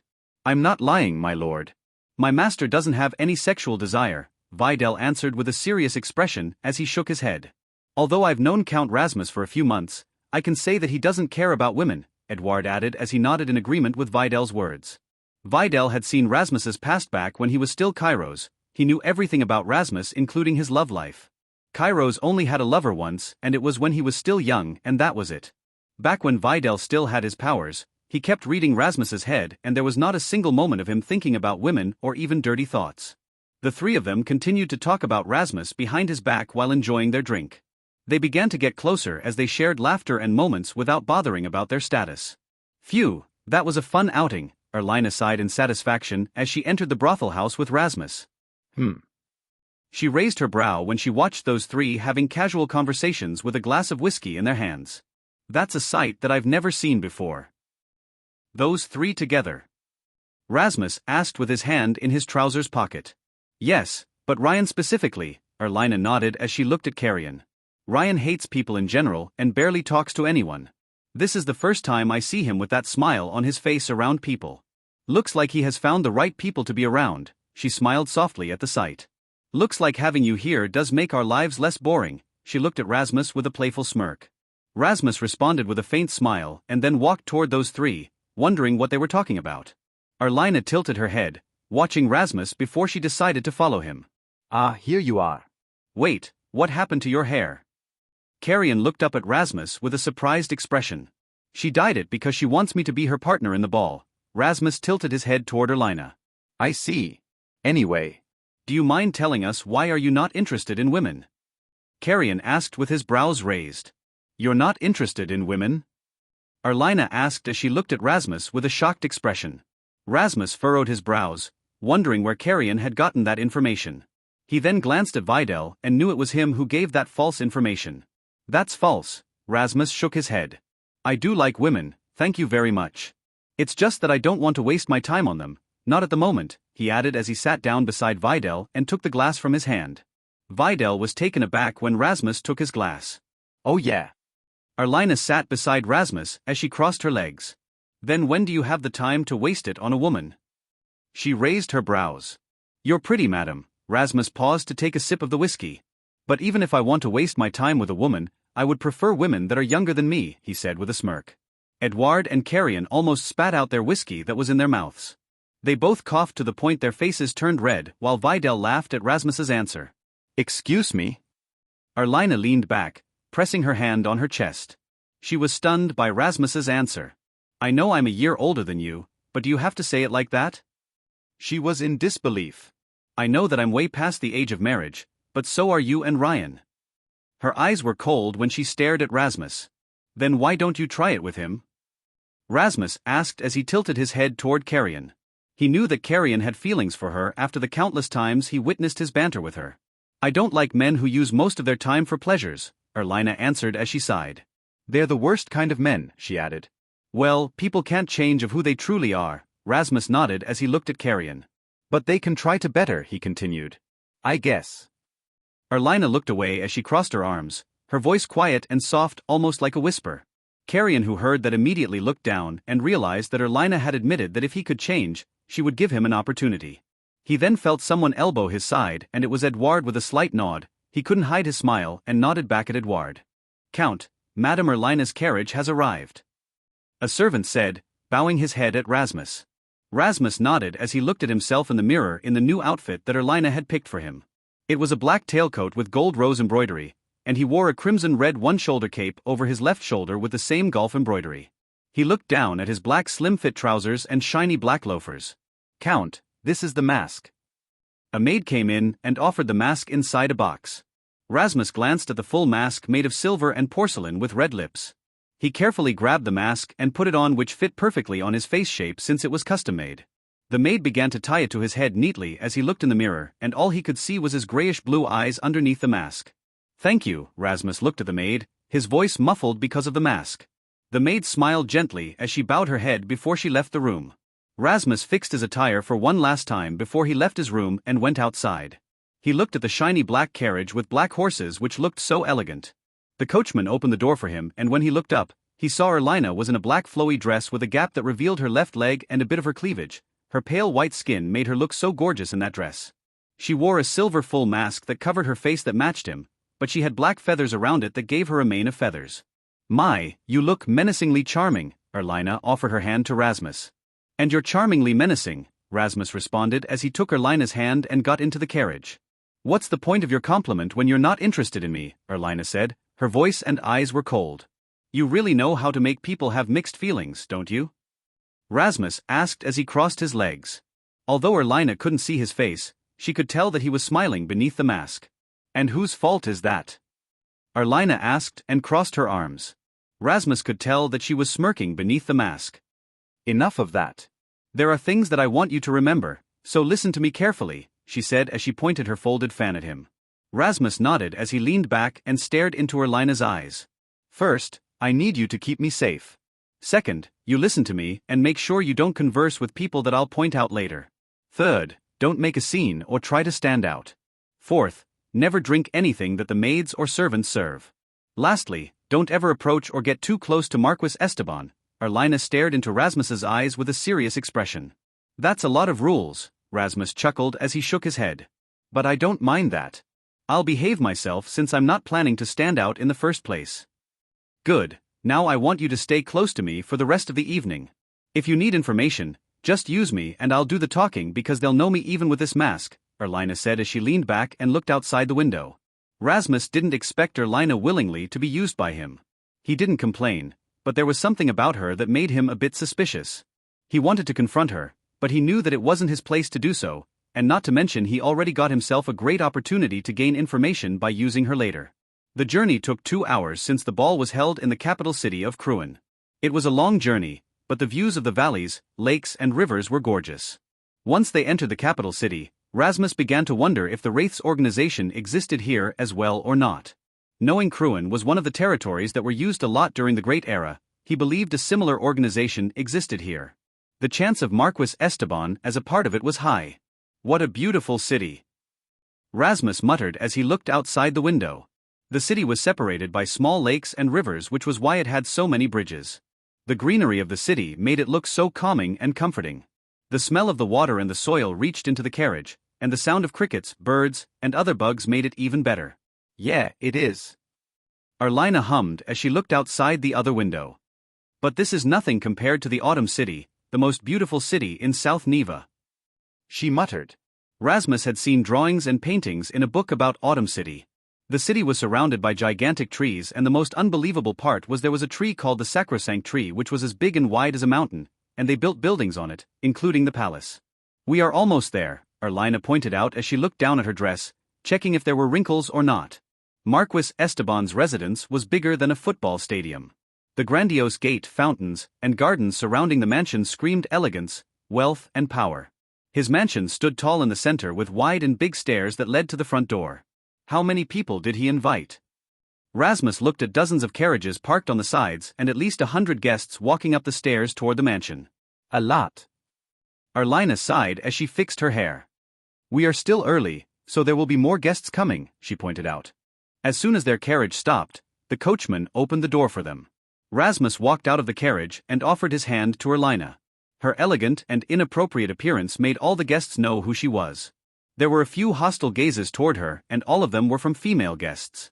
Now I know why you want me to protect you, Rasmus said as he helped her walk down the carriage. What did you do to their lovers or spouses? He asked jokingly with a chuckle. Men will always be men. It's their fault for being unable to keep their pants on, Erlina answered as she wrapped her arm around Rasmus's right arm. I'm only facilitating their needs, that's all. You speak like a true madam, Rasmus chuckled as he escorted Erlina to the mansion. Now, where is Carrion?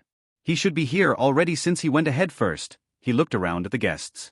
Erlina didn't answer his question, but her eyes were cold as if she was furious by that. Rasmus could see it in her eyes, but then he wrapped his arm around her waist, pulling her closer. I need my weapon to be sharp and ready to use, so don't waste your time with whatever you have in your head, Rasmus whispered into Erlina's ear. Let's just enjoy the evening. He tightened his hand around her waist. Erlina looked up at Rasmus, and she didn't expect him to be so touchy with her. It was the first time he had done something like that to her, and she couldn't hold her excitement. She began to act clingy and placed her hand on his chest as they walked into the mansion. As soon as they entered the mansion, they were welcomed by music and people from all over the place. The scent of jasmine made Rasmus narrow his eyes because he knew exactly what it was being used for.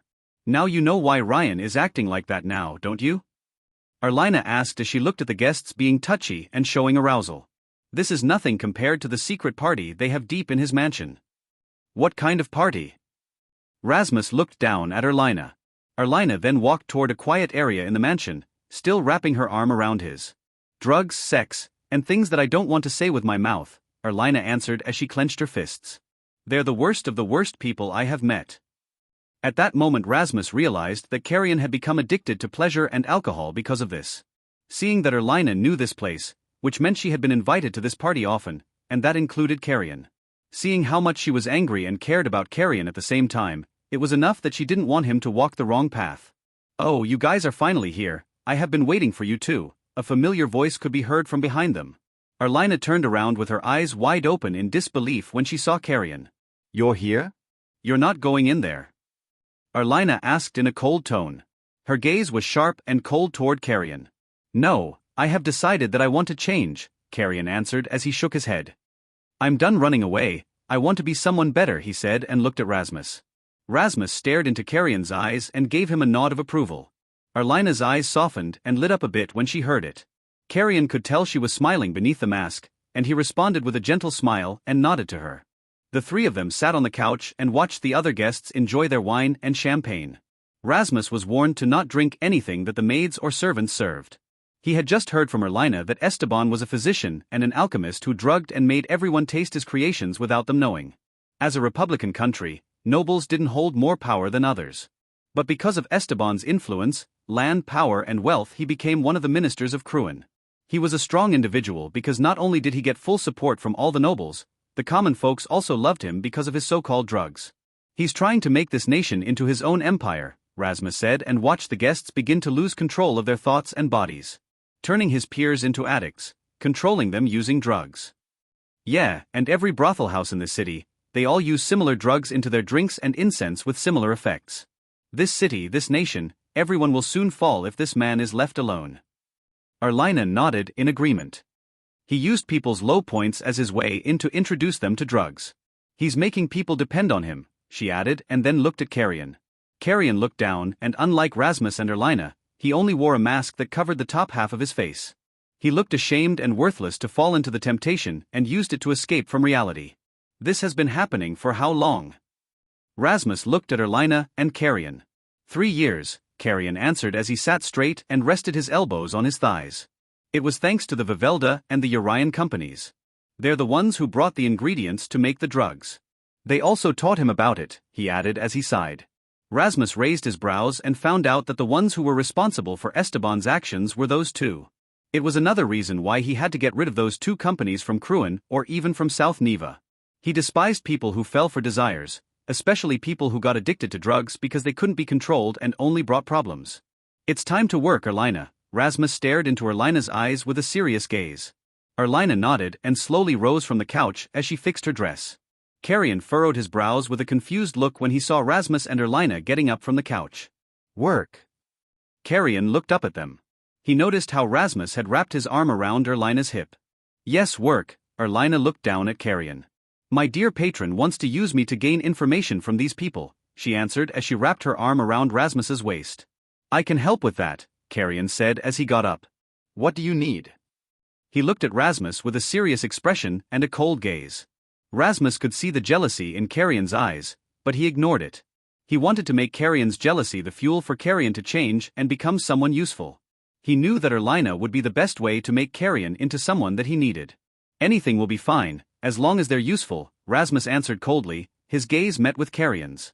Now, shall we enjoy the party? He glanced at Erlina, his voice soft and gentle. We shall, Erlina responded with a playful tone and guided Rasmus to talk with the other guests. Rasmus followed Erlina's guide and spoke to the other guests when needed. He allowed her to make up his backstory and who he was, a merchant from the western region. He witnessed how she was being confronted by the other madams and how she retaliated, with her skillful tongue and words. Oh, Madam Erlina. A woman in a shiny yellow dress approached Erlina. She hid her lower half of her face that wasn't covered by her mask with a folding fan. I heard you're having a rough time in Eden Villa. Less and less customers are coming to your place, isn't it? I hope those women of yours aren't lonely, the woman giggled, mocking her and with a hint of jealousy in her eyes because of Erlina's beautiful costume and alluring body. Yes, it's getting less and less customers, but my ladies aren't lonely at all. This gentleman right here, he brings satisfaction for those ladies of man. A single man who can give me both pleasure and profit. Erlina turned her head toward Rasmus. Not only them, but I'm also getting a share of his manliness. She chuckled softly as she brushed her hand on Rasmus's chest. That's right. Rasmus looked down and stared into Erlina's eyes. No women in this city can match with your beauty and talent. He said in a gentle and deep voice, his grip on her hip tightened. Oh, my dear patron. Erlina giggled playfully as her fingers traced on Rasmus's neck. Let's have some fun tonight. I can't get enough of your manliness, she added as she wrapped her arms around his neck. The woman looked irritated and decided to walk away because it disgusted her and realized there was no point in arguing with her anymore. Thank you, Erlina slowly pulled away from Rasmus. You're welcome, Rasmus responded. Now, can you help me spread rumors about the pirate crew that humiliated Commander Mercurius? He whispered as he glanced at the eyes that began to look at him. Ah, I know the right people who would use that information as leverage for popularity, Erlina nodded as she wrapped her arm around Rasmus's waist. Follow my lead, my dear patron. Erlina moved to another room, and that was when Rasmus saw people sitting at the long table with a glass of wine in their hands. He could tell how expensive their costumes were, and the aura around them was enough to tell they were important people. Erlina began to show what she was capable of by joining the group and striking up a conversation seamlessly. Their attentions turned toward Erlina because of her confidence and soothing voice. Once she grasped their attention, she began to spread the rumor about a pirate that had destroyed more than a dozen marine ships and managed to escape Mercurius. They knew Erlina, and she had quite the reputation in Republic of Cruin, both good and bad. The most important image that she upheld was her words that were based on the truth. We heard from merchants about this matter. Commander Mercurius are sending his ships at the border and checked every ship that are entering our sea, a fat man said as he swirled his wine. So it was a pirate, huh? It has been a while since they make a scene. He looked at Erlina. Oh, by the way, Madam Erlina, I heard that Rasmus Blackheart is in Eden Villa now. A man crossed his arms and stared at Erlina. And I also heard that he visited your place often. What kind of a person he is? He asked. Both Erlina and Rasmus immediately shared a look, but then Rasmus nodded slightly, signaling her to answer the question truthfully. Yeah, he's quite a charming man if I must say, Erlina answered as she nodded her head. Everyone shifted their discussion from the pirate to Rasmus, and they were curious what kind of man he was. Rasmus listened to the conversation, and he glanced at one of them that abruptly excused himself. Erlina and Rasmus shared a glance because they found that man with the tiger mask suspicious. Found you, Rasmus thought and watched the man move hurriedly. Rasmus decided to follow the man, leaving Erlina alone in that room. She wanted to stop him, but she couldn't since she had the perfect opportunity to gain information from those people at the table. She decided to stay and continue her job even though she was anxious about being alone in that room. Oh, here you are, Carrion said as he sat beside Erlina. Erlina turned her head and she was glad that Carrion had come in. So, what are you guys talking about? Carrion looked at the others at the table. May I join in? He raised his brows. I think you did it backward, Carrion. You should ask first if you're allowed to join before you ask about what we're discussing. The fat man laughed and was followed by the others. Oh, my bad, but you guys know me, so I think it's fine, Carrion laughed with them, making the atmosphere less unnerving for Erlina. Rasmus on the other hand followed the man from a safe distance. He kept following the man until there were fewer and fewer people around. The man suddenly entered a room in the long hallway, and Rasmus decided to use his wind magic so he could eavesdrop from the distance. It has been confirmed. What is? Rasmus Blackheart is in Eden Villa. Is that so? What should we do? I'll inform them. We will send people to keep an eye on him. Rasmus listened to the conversation as he leaned against the wall among the crowd. He could barely understand the conversation, but it was good enough for him to know that an organization similar to the Wraiths also existed in Cruin. All the guests had arrived at the mansion, and it was time for the ball to begin. The butler guided everyone into the massive luxurious hall, where everything was coated in gold or silver. Rasmus entered the hall alone until Erlina and Carrion approached him and stood beside him. You left me. Erlina looked at Rasmus. She was sulking beneath her mask. I know, that's why I sent Carrion to accompany you. I wouldn't leave you alone unattended. Rasmus looked at Erlina and Carrion. Carrion had already told Erlina about it, but she just wanted to rant about it. She also told Carrion about the man who abruptly left the room as soon as they mentioned Rasmus's name. So, where did you go and what did you find? Erlina asked in a quiet and soft voice, making sure nobody heard their conversation. Also, they knew that you live with Ryan, she pointed out. That makes it even better, Rasmus responded as he looked at Carrion. The guy that left, he's a part of an organization, similar to the Wraiths that I told you two about.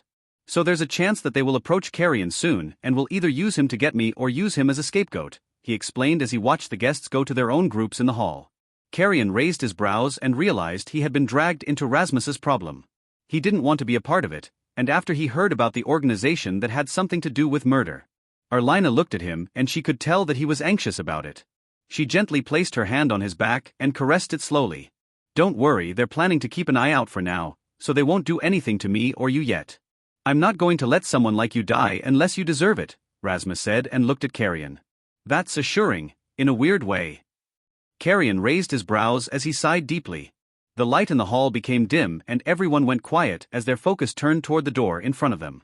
The servants opened the door and there was a man in a long black robe with a black bird mask and a gentleman hat, standing still with a black cane in his left hand.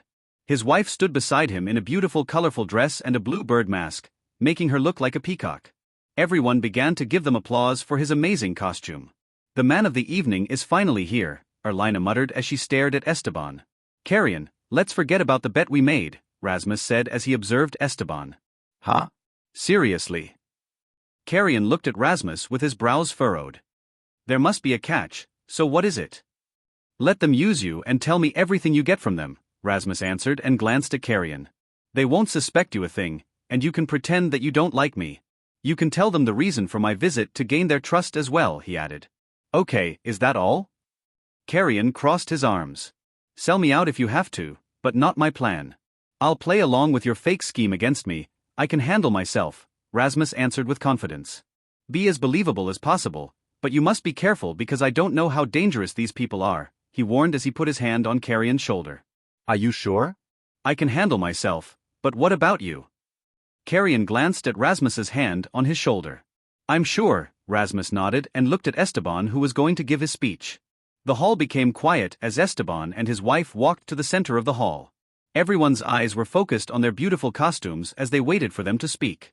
Ladies and gentlemen, thank you for attending and for coming to my humble place. We have rebuilt this nation and maintained it for years, and we have made this nation more prosperous thanks to all of your efforts. Today is the celebration to commemorate our hardships for this nation and its people, Esteban said as he raised his hand. Everyone gave Esteban a round of applause. Now, let's enjoy the food, drink, and the music, Esteban said, and then the pianist and the violinists began to play a song. Everyone began to move to the dance floor and began to dance with their partners. Go, Rasmus looked at Erlina and Carrion. I want you two to be seen by Esteban. Erlina and Carrion shared a look for a moment, but then Carrion offered his hand to her. Erlina took his hand and immediately Carrion brought her to the dance floor. Rasmus on the other hand, keeping his eyes on Esteban and the man with the black tiger mask. It didn't take a while before the man with the tiger mask approached Esteban and whispered something to him. Esteban said something to the man and slowly he turned his head to look at where Erlina and Carrion were. It was as Rasmus had expected that Esteban was a part of the organization as well. When the pianist began to play a new song, Rasmus walked to the dance floor and snatched Erlina from Carrion. Erlina didn't say a word and kept dancing, following Rasmus's lead to the music. After the music ended, Rasmus and Erlina bowed to each other and then left the dance floor.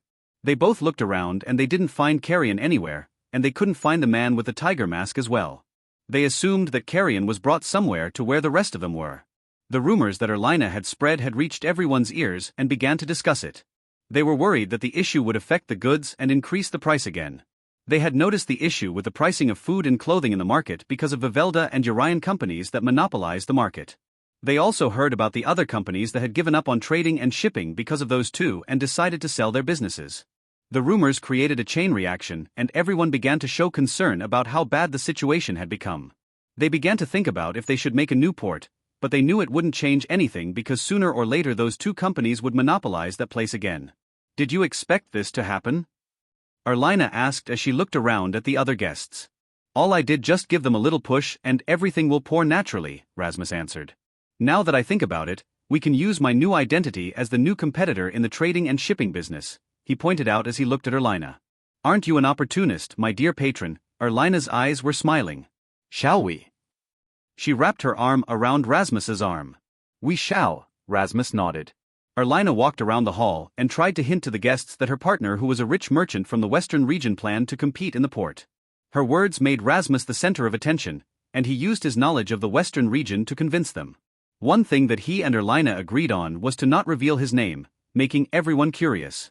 Rasmus revealed that he had bought all the trading posts and ships in Edenvilla, but he didn't tell them when he was going to start his business.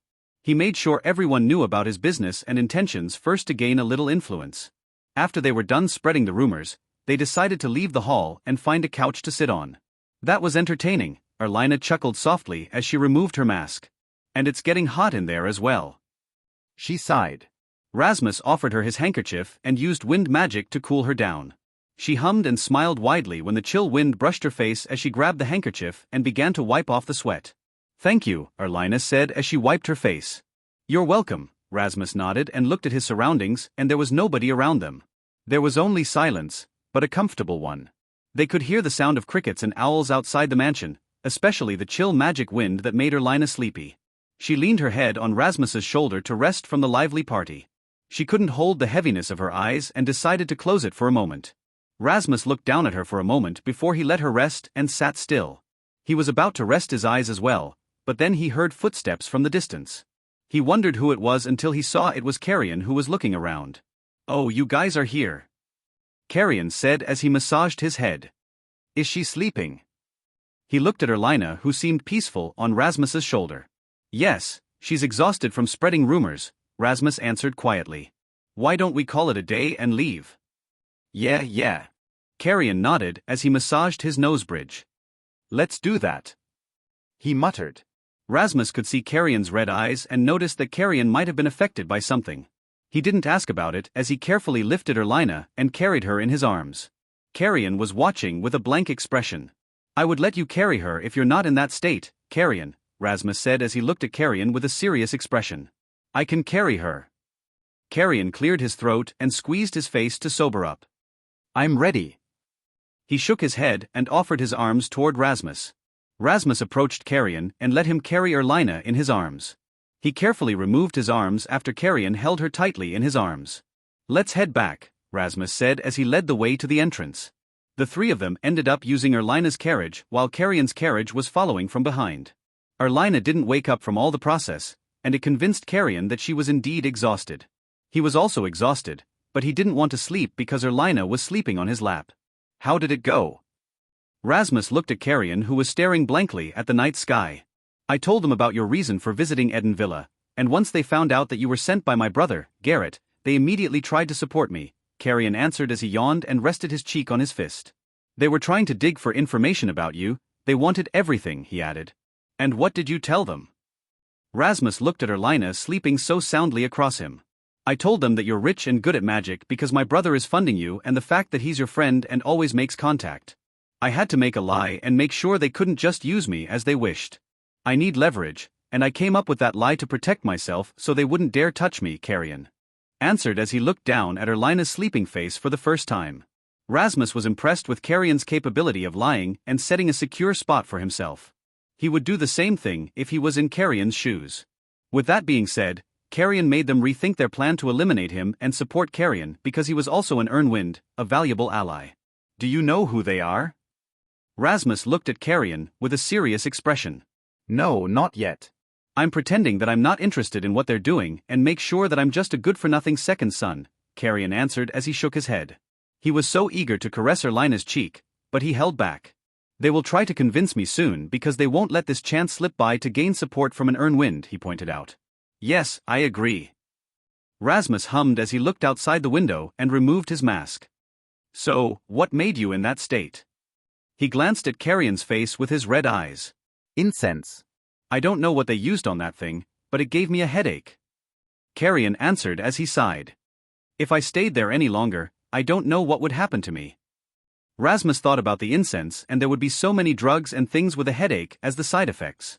It would be impossible for him to find out what it was unless they showed how they made the incense. "When you left the dance floor, Madam said something about you," Rasmus said as he crossed his legs and arms, his eyes focused on Carrion. "What did she say?"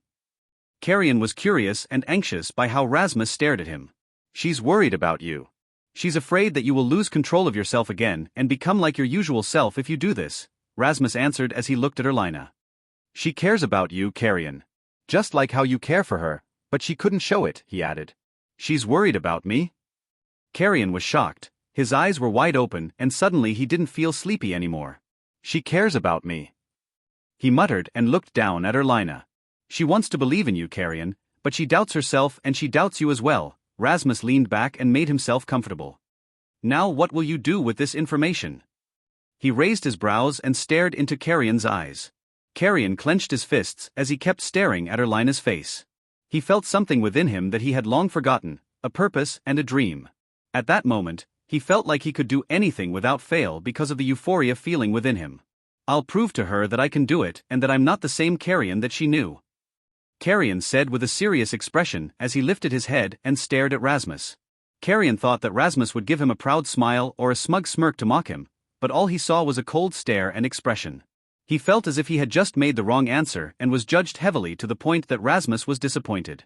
The journey back to Eden Villa was quiet and they barely talked. Since Erlina was asleep, Carrion decided to let her sleep in his mansion. When he was carrying Erlina, he noticed Rasmus wasn't following him. He turned around and saw Rasmus walking away instead. "Where are you going?" Carrion asked. "Good night, Carrion," Rasmus answered as he continued to walk away. The morning came, Carrion awoken by the sound of knocks on the door. A maid informed him that Erlina was waiting for him in the dining hall. He slowly got up from bed and washed his face before he left his chamber and went to the dining hall. He saw Erlina and Edouard at the dining table. "Good morning." Erlina's voice was soft and gentle. "Good morning." Carrion's voice was rough and raspy. He looked at Erlina in the armchair still in her dress. "You slept like a log last night," he scoffed as he sat down. Did I? "I didn't remember anything. I was sitting beside Count Blackheart on the couch and rested my head on his shoulder. That was the last thing I remember." Erlina watched the maid pour the tea into her cup. "Speaking of him, where is he?" The maid said that he's not in his room. He's not. Carrion raised his brows as he looked at the maids, servants, and Edouard. They all shook their heads. "When we arrived, he went somewhere. If he's not here, that means he hasn't come back." Not long after that, Carrion's butler barged into the dining hall with a panicked expression. "Young master." The butler's voice cracked. Count Blackheart. He's heavily wounded," he informed. Carrion, Erlina, and Edouard jolted from their seats and hurriedly ran toward the door. They went to the grand voyeur and found Rasmus walking toward the stairs with blood dripping from his sleeves. Vidal was walking beside him, and yet he didn't do anything. Count. Edouard shouted as he ran toward Rasmus. Rasmus turned around and looked at the three of them with a worried expression. He looked down and looked at his tattered costume that was covered in his blood. I'm fine. Rasmus sighed. He couldn't move his hands at all. What happened? Carrion asked as he stood in front of Rasmus. "Training," Rasmus answered as he looked at Vidal. "Just a regular training. I have never seen anyone training to the point of losing so much blood before." Carrion looked at Rasmus's body covered with bruises and blood. "Are you sure you're training and not fighting to the death?" He crossed his arms, trying not to wince when he watched Rasmus pour alcohol on an open wound. "You think magic alone can save you, Carrion?" Rasmus asked as he put down the towel that had been soaked in blood. "You think you can protect someone with only that?" He stared into Carrion's eyes. Carrion knew what Rasmus was trying to imply and immediately glanced at Erlina, who was covering her mouth in shock. He then looked at Rasmus and thought for a moment about whether he could really protect Erlina with only magic that he barely used. "If you won't do it for yourself, at least do it for someone else's sake, someone that you care about." Rasmus looked down at his wounds as he gritted his teeth from the pain. Rasmus slowly got up because his body was sore and numb. He was guided by Vidal to the bathroom to soak his body in the bathtub with alcohol in it. Erlina, Edouard, and Carrion could feel the pain by just watching the wounds on Rasmus's body. They looked at Vidal and never thought that he was that strong and merciless. They realized that they shouldn't make fun of him and didn't want to be on his bad side. They went back to the dining hall for breakfast, and Carrion told Edouard and Erlina what he found during the ball last night. He assured Erlina and Edouard that it didn't have anything to do with them. "If that's the case, I think we should find Edouard and Vidal a place to stay. They're going to open their businesses here and we don't want them to be connected to you or Rasmus," Erlina said as she chewed the meat. "Having them around you and Rasmus would only put them in unnecessary problems." "I'm thinking the same thing, but where?" Carrion narrowed his eyes and swirled his glass of wine. "Livia the widow. Didn't she plan to move to the countryside? Why don't you ask her and negotiate?" Erlina raised her brows.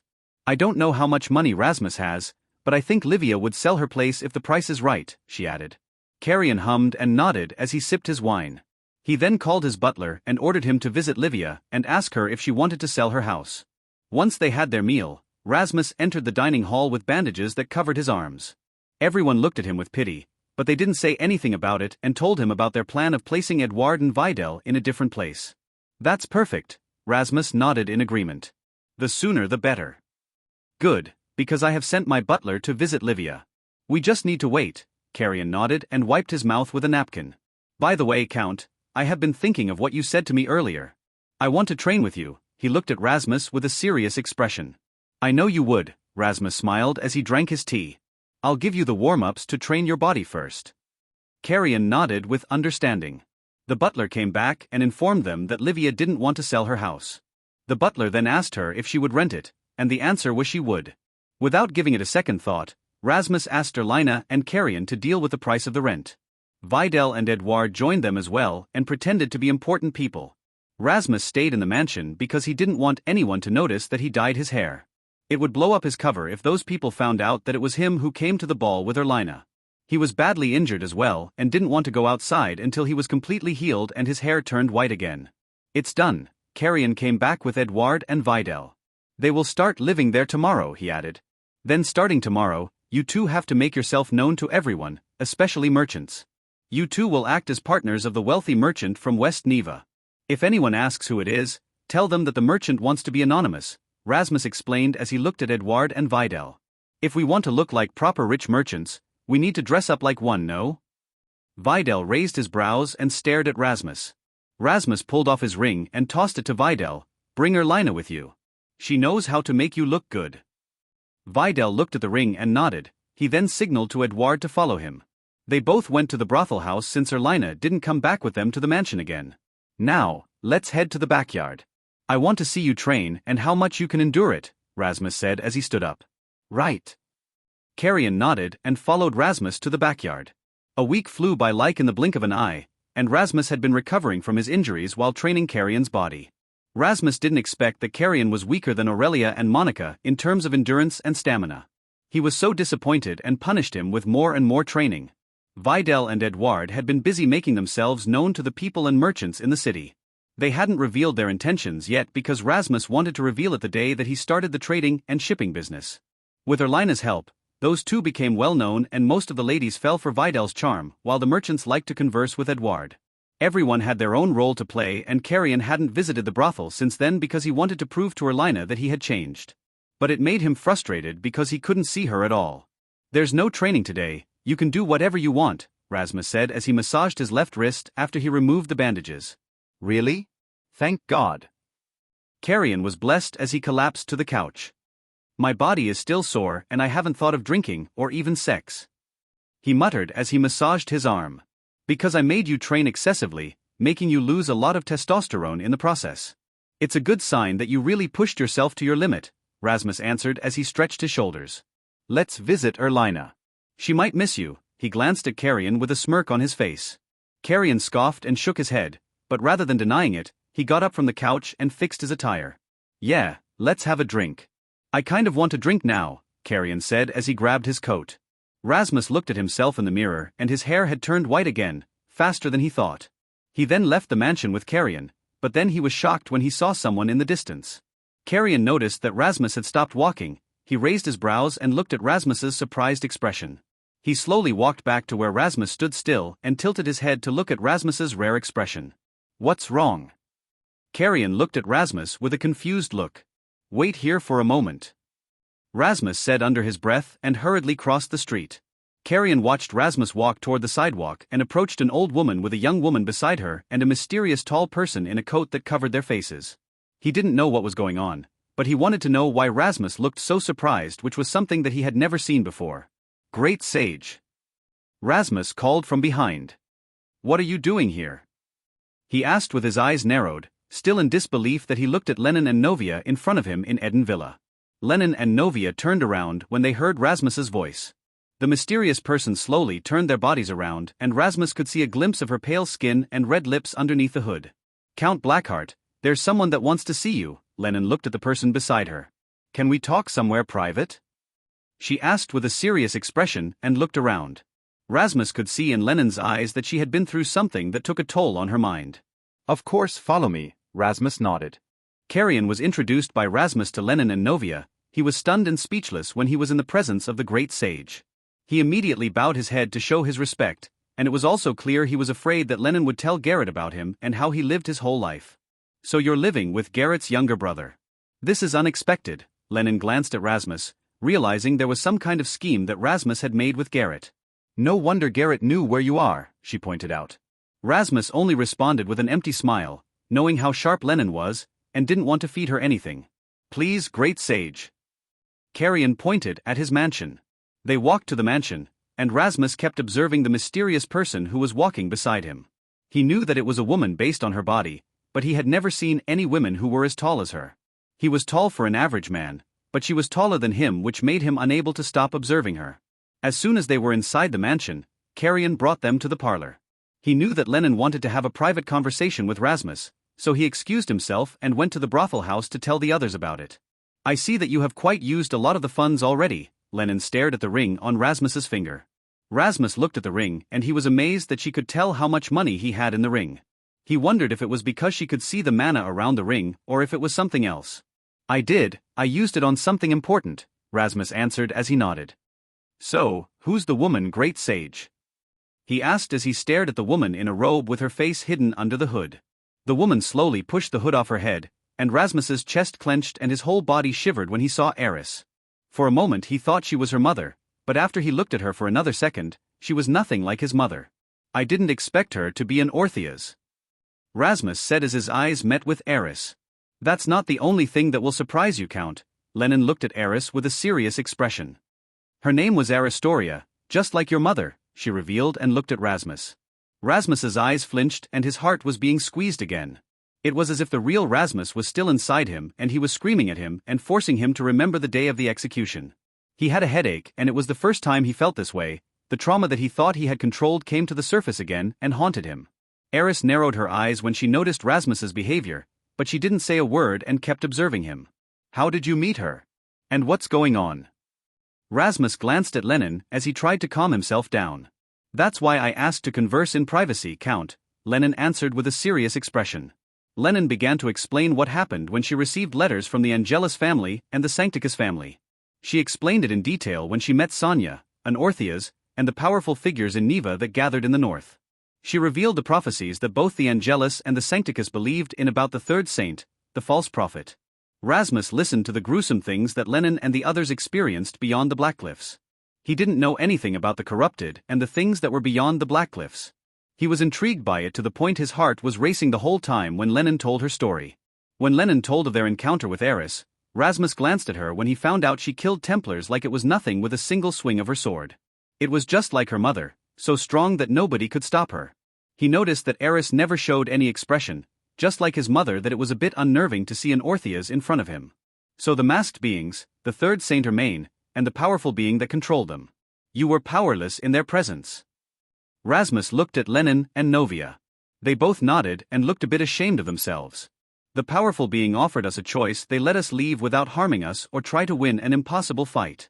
They wanted to fight us when they were in their full power. We took that offer and left, Lennon answered. It takes bravery to admit defeat. I understand why you chose that decision, Rasmus nodded with understanding. That's foolish, Eris responded as she stared coldly at Rasmus. What is? Rasmus asked and stared back at Eris. That you agreed with their decision to retreat, Eris answered with a cold tone, her voice deep with a hint of anger. Just because I understand, that doesn't make me agree with their choice, Rasmus responded with his brows raised. In fact, I think your decision to fight that being head-on was the right thing to do, he pointed out. Eris arched her brows and didn't expect someone to agree with her and believed it was the right thing to do. Nobody believed her, including Sonia, which she was still mad about. She then softened her expression and tilted her head slightly as she observed Rasmus once more. Lennon and Novia observed the interaction between Rasmus and Eris. At that moment, Lennon realized something and it was too late for her to prevent it. She looked at those two just like how she saw Erglade with Aristoria back then. She felt anxious that history would repeat itself. What have I done? Lennon closed her eyes as she took a deep breath. After you retreat, what happened afterward? Rasmus looked at Lennon. Lennon revealed their discussion after they went back safely, which was about what they should do about Hermaine and her new religion. Rasmus listened to her explanation and it was a hard thing to decide, at least for those who upheld morality. She also revealed that they were going to discuss this matter in Gratland with the councils of Neva. Count, we need your help, Lennon said with her pleading eyes. The magic that you showed me back then in the magic tower, if you use it against them, we might be able to stop them, she frowned as she clenched her fists. Great sage, with all due respect, we have discussed this matter back then, Rasmus said as he shook his head. Lennon sighed as she closed her eyes and nodded, knowing what Rasmus meant. They indeed had discussed this about his intentions. She remembered that he had made it clear that he didn't plan to make the world a better place or destroy it. She understood that he was hurt and betrayed by the world and everyone, and she didn't have the right to ask him for anything. What do you mean, Count? Novia looked at Rasmus with a confused expression. Are you saying that you don't care about this after everything you heard? She furrowed her brows in disbelief. I don't owe anything to this world, Rasmus stared coldly at Novia. But, I'm not planning to join hands with her mane as well. I have my own things to do, and if any of them are hindering my plans I'll get rid of them, he added. Novia wanted to argue and protest, but Lennon held her hand as she shook her head. Novia was furious when she realized how heartless Rasmus was. Eris listened to Rasmus's words and she could see in his eyes that he didn't care about humankind, just like her. She could see that he was still an Orpheus after all based on how he spoke and wondered how his body worked since there was no history of an Orpheus producing an heir with a human before. Count, if I'm asking you for a favor in the future, not for the people, not for this world, but a favor from me personally, would you grant me that favor? Lennon asked in a soft voice. Of course, but for every favor you're asking me, I demand something in return. Whatever it might be, you have to grant me that, Rasmus answered with a serious expression. Can you do that, great sage? He asked. Yes, I can, Lennon answered without hesitation. Well then, Count. Lennon stood up. There's nothing else that we need to discuss, and I have to go back immediately because the meeting will be held in a few days. We will meet again very soon, she said and looked at Rasmus. Good luck, great sage. Rasmus nodded with understanding. Lennon and Novia walked toward the door, but Eris stayed behind, which confused Rasmus. You're not coming with them? Rasmus looked at Eris. Why should I? I don't care about humans, Eris answered as she leaned back. I'm staying here. Rasmus didn't expect that, and when he looked at Lennon, she only gave a nod before she left the room, leaving him alone with Eris. Rasmus and Eris silently stared at each other for almost a whole minute since Lennon and Novia left. Neither of them showed any expression, but they still couldn't believe what they were seeing. You're small, Eris said, breaking the silence as she crossed her arms. Are all Orpheus tall like you? Rasmus asked with his eyes slightly narrowed. I remember my late mother wasn't as tall as you. She was only a bit taller than me if she's still alive by now. Yes, we are taller than humans in general, for the warriors at least, Eris nodded and kept observing Rasmus's appearance. Rasmus tilted his head, intrigued by the conversation because he could ask everything related to Orpheus and who they actually were. He poured tea into his cup and one for her as well. Warriors? Now that I think about it, Lennon said something that you were in Aristoria. My mother's name was Aristoria as well, so does that mean it's not a name but rather a title? Rasmus asked as he grabbed his cup of tea and took a sip. It's not that simple, Eris answered as she grabbed her cup of tea and stared at it for a moment. Aristoria is more than just a name or a title, it's a different existence in a way, she explained and took a sip of the tea. Not an Orpheus? Rasmus tilted his head a bit with his brows furrowed. What's an Orpheus that you know of? Eris put down the empty cup and her eyes never left Rasmus's. An ancient race that has roamed Neva long before humankind and other living beings, Rasmus answered and put the cup down as well.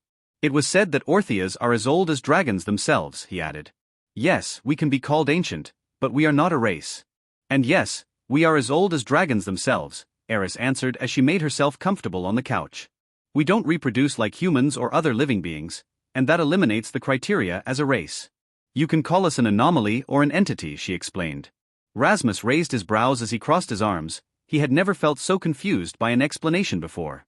The only beings that he could compare Orpheus with would be demons and angels because they didn't reproduce and exist. After all, an omnipotent being created them, which explained their existence. Then what are you exactly? Rasmus asked as he sat straight and stared into Eris's eyes. Orpheus isn't a name of our race, it has a meaning. Orpheus means world's essence. We exist because this world exists, Eris answered. It's hard to comprehend for a human like you, she said as she poured tea into her cup. World's essence? Isn't mana also an essence of this world? Rasmus narrowed his eyes. So are dragons, Eris answered, stared at Rasmus, and took a sip of her tea. Mana exists because it's the process of decaying of dragon veins, she pointed out and emptied her cup again. Rasmus closed his eyes, leaning back, and massaged his nose bridge. Eris could tell that Rasmus was trying to understand it, but she knew that he wouldn't be able to understand it immediately. Are you a dragon? Rasmus asked as he opened his eyes and stared right into Eris's soul. Eris, who was about to put the cup on the table, suddenly froze still. She slowly moved her eyes and pointed them at Rasmus. She didn't expect him to find out the truth about Orpheus from that simple explanation. She wondered if it was a lucky guess or if he was smart and keen just like what Lennon described him as. Yes, I'm a dragon, but not all Orpheus are dragons, Eris answered as she put down the cup. How did you find that out? She tilted her head with her brows furrowed. Because you described it so vaguely to the point that it's similar to how dragons exist in this world. The fact wyverns, drakes, amphipteries, wyrms and lindrum are the remnants of dragons is a giveaway that they exist not through normal reproduction but because of the remnants of dragons, Rasmus explained as he clasped his hands and rested his elbows on his thighs. You also acknowledged my statement that you're as old as the dragons themselves, which means you're not inferior to them. Based on that, I assume that Ortheas and dragons are the same. We humans never expect that and call your existence by two different names, Rasmus added as he poured tea into his cup and hers. Eris formed a smirk as she grabbed her cup of tea, amazed by how sharp his intuition was. As an Ortheas, Eris and the others were blessed with such intuition. She was convinced that Rasmus was indeed an Ortheas and not completely a human being. But you said that not all Ortheas are dragons. What does that mean? Rasmus asked and took a sip of his tea. That's why they called me Aristoria, and your mother as well, Eris answered. Aristoria is the warrior of Ortheas that only appears once in a few decades. The dragons the humans described and saw back then, they were us, Aristorias, she explained and grabbed her cup of tea. So you can turn yourself into a dragon? Rasmus raised his brows and swirled his cup. I can, but the risk of failing is almost 90%. If I failed, I would disappear and my essence would turn into a new Aristoria in the future, Eris explained and took a sip of her tea. That's why dragons were rare back then and humans thought dragons went extinct, she added. And as an Aristoria, you're obligated to do that process? Rasmus raised his brows and stared into Eris's eyes. Yes, and every one of us failed. I understand why your mother, my predecessor, decided to walk away because she realized that her life wasn't hers. She was responsible for the future of all Ortheas, Eris answered and nodded. But there should be more to it, and how did she manage to produce an heir, with a human nonetheless? Rasmus hummed as he looked at his reflection in the cup of tea. He tried to process everything before he could ask for anything else. He didn't expect something like this to exist in this world, and why did God make it that way? He remembered that Videl mentioned that God made this world more complex than Earth, but he didn't expect it to be this complex. I'm curious, am I also an Aristoria? Rasmus asked as he pointed at his face. Eris slowly got up from her couch and walked around the table to approach Rasmus, who sat across from her. She stood in front of him and beckoned him to stand up. As soon as Rasmus stood up, Eris grabbed his hands and looked at his palms with a serious face. You do have our bloodline. Eris muttered, her face right in front of Rasmus, but her focus was on his palms. But your human body is limiting your growth, she added as she began to squeeze his arms to feel his bones and muscle structures. Lennon said something similar, that the fact I'm good both at magic and have a strong physical body to endure aura, Rasmus answered as he nodded. Is there a chance that I can break that limit? He stared Eris in the eye. I need you to remove your clothes so I can observe your body thoroughly, Eris answered as she removed her hands from Rasmus's arms. Rasmus didn't expect that kind of answer, but he didn't hesitate to remove his suit and unbutton his shirt. He revealed his toned and muscular upper body to Eris. He let Eris check his muscle and bone structure on his body. He felt her cold hands on his chest and back at the same time. You have a human body structure, Eris muttered as she pressed her hands on Rasmus's chest and back. We Ortheas have methods to optimize our bodies when we are still babies. Your body has fully developed, but that doesn't mean anything since I can optimize it. The issue is that your body is too weak, and if I try to optimize your body, you'll end up crippled or dead, she pointed out as she put her hands on Rasmus's shoulders. Rasmus was disappointed with the answer and with his body. He thought there was a chance for him to grow stronger and beyond his limits. Wait. Rasmus furrowed his brows as he looked out the window. There's a method called primal force from East Neva. They can modify a human body to break that limit. If I can learn that, my body might be able to undergo such intense pressure to optimize my body, he said and looked at Eris. That might work. Eris nodded as she placed her hands on the back of Rasmus's neck to feel his spine. Eris was busy understanding Rasmus's body until suddenly someone barged into the parlor. My dear patron, I heard about. Arlina paused when he looked at what was going on in there. Arlina, Edward and Videl were shocked and they all immediately looked away. I'm so sorry. Arlina grimaced and closed the door. After Eris finished observing his body, Rasmus put on his shirt and suit. They didn't feel fluttered from such intimacy or have any lingering feelings toward each other. Since Ortheas didn't have strong affections or emotions, they were pretty much individualists. They both left the parlor and immediately Arlina, Edward, Videl, and Carrion went quiet and stood still. Everyone except for Videl was petrified to see an Orpheus in front of them other than Rasmus. They were intimidated by how tall she was, but stunned by her good looks at the same time. "They're friends of mine," Rasmus looked at those four. Eris stared at each one of them from top to bottom, but when she looked at Videl, her eyes narrowed. Videl could tell she had found him suspicious, but he hoped that she couldn't tell who he truly was. "They're weak just like you," Eris said in a cold tone. "Except for that guy over there. He's not normal," she pointed at Videl, her eyes staring into Videl's eyes. "This world is too big, and you have never been outside your hometown. There are strong people out here, it's normal," Rasmus responded, looking at Videl. He was as concerned as Videl. "Perhaps." Eris crossed her arms and kept her eyes on Videl. "My predecessor shouldn't be dead by now if there were no strong humans," she added and brushed it off so casually. Videl and Rasmus shared a look for a split second, and they both were relieved that Eris didn't pry on it further. Rasmus immediately changed the topic and let them introduce themselves to Eris. "What should we call you?" Aristoria. Rasmus looked at Eris. "Or do you have a name?" Everyone's eyes widened when they heard Aristoria because that name was the name of Rasmus's mother. That name was well known all over Neva for her gruesome brutality during the rebellion. "Just call me Eris." "Everyone called me Eris back home," Eris answered as she looked down at her robe and decided to remove it from her body. "But that only applies to you since you're an Orpheus," she looked at Rasmus.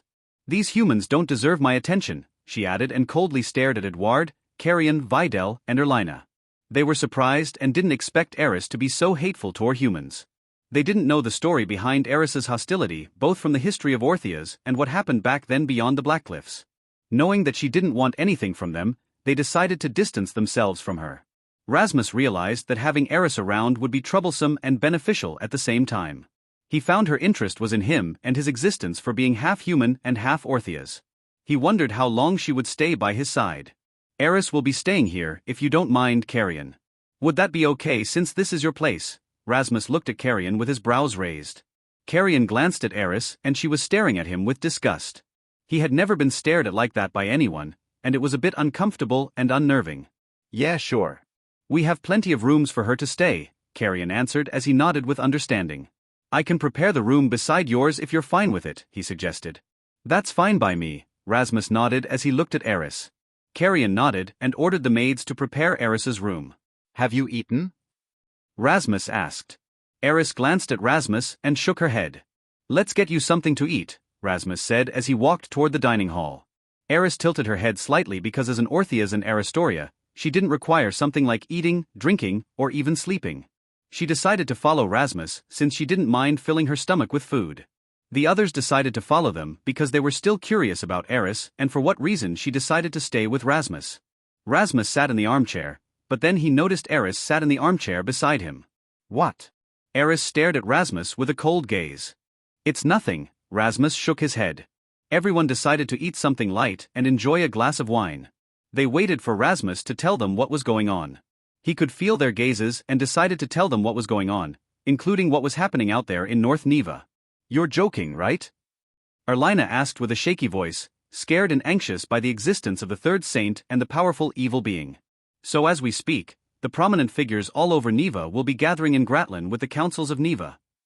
Carrion crossed his arms, trying to suppress the tingling feelings on his fingertips and palms from anxiety. "That means my brother will be attending as well." He sighed. "You said that there would be a new religion with the third saint as its head. Does that mean those organizations? They might join hands with them?" Edouard looked at Rasmus as he held the glass firmly. "Yes, that's possible." Rasmus nodded and thought about the wraiths and other underworld organizations that were presumed to be demon worshippers. "Highly possible," he muttered to himself. Videl's eyes had been closed since Rasmus started explaining.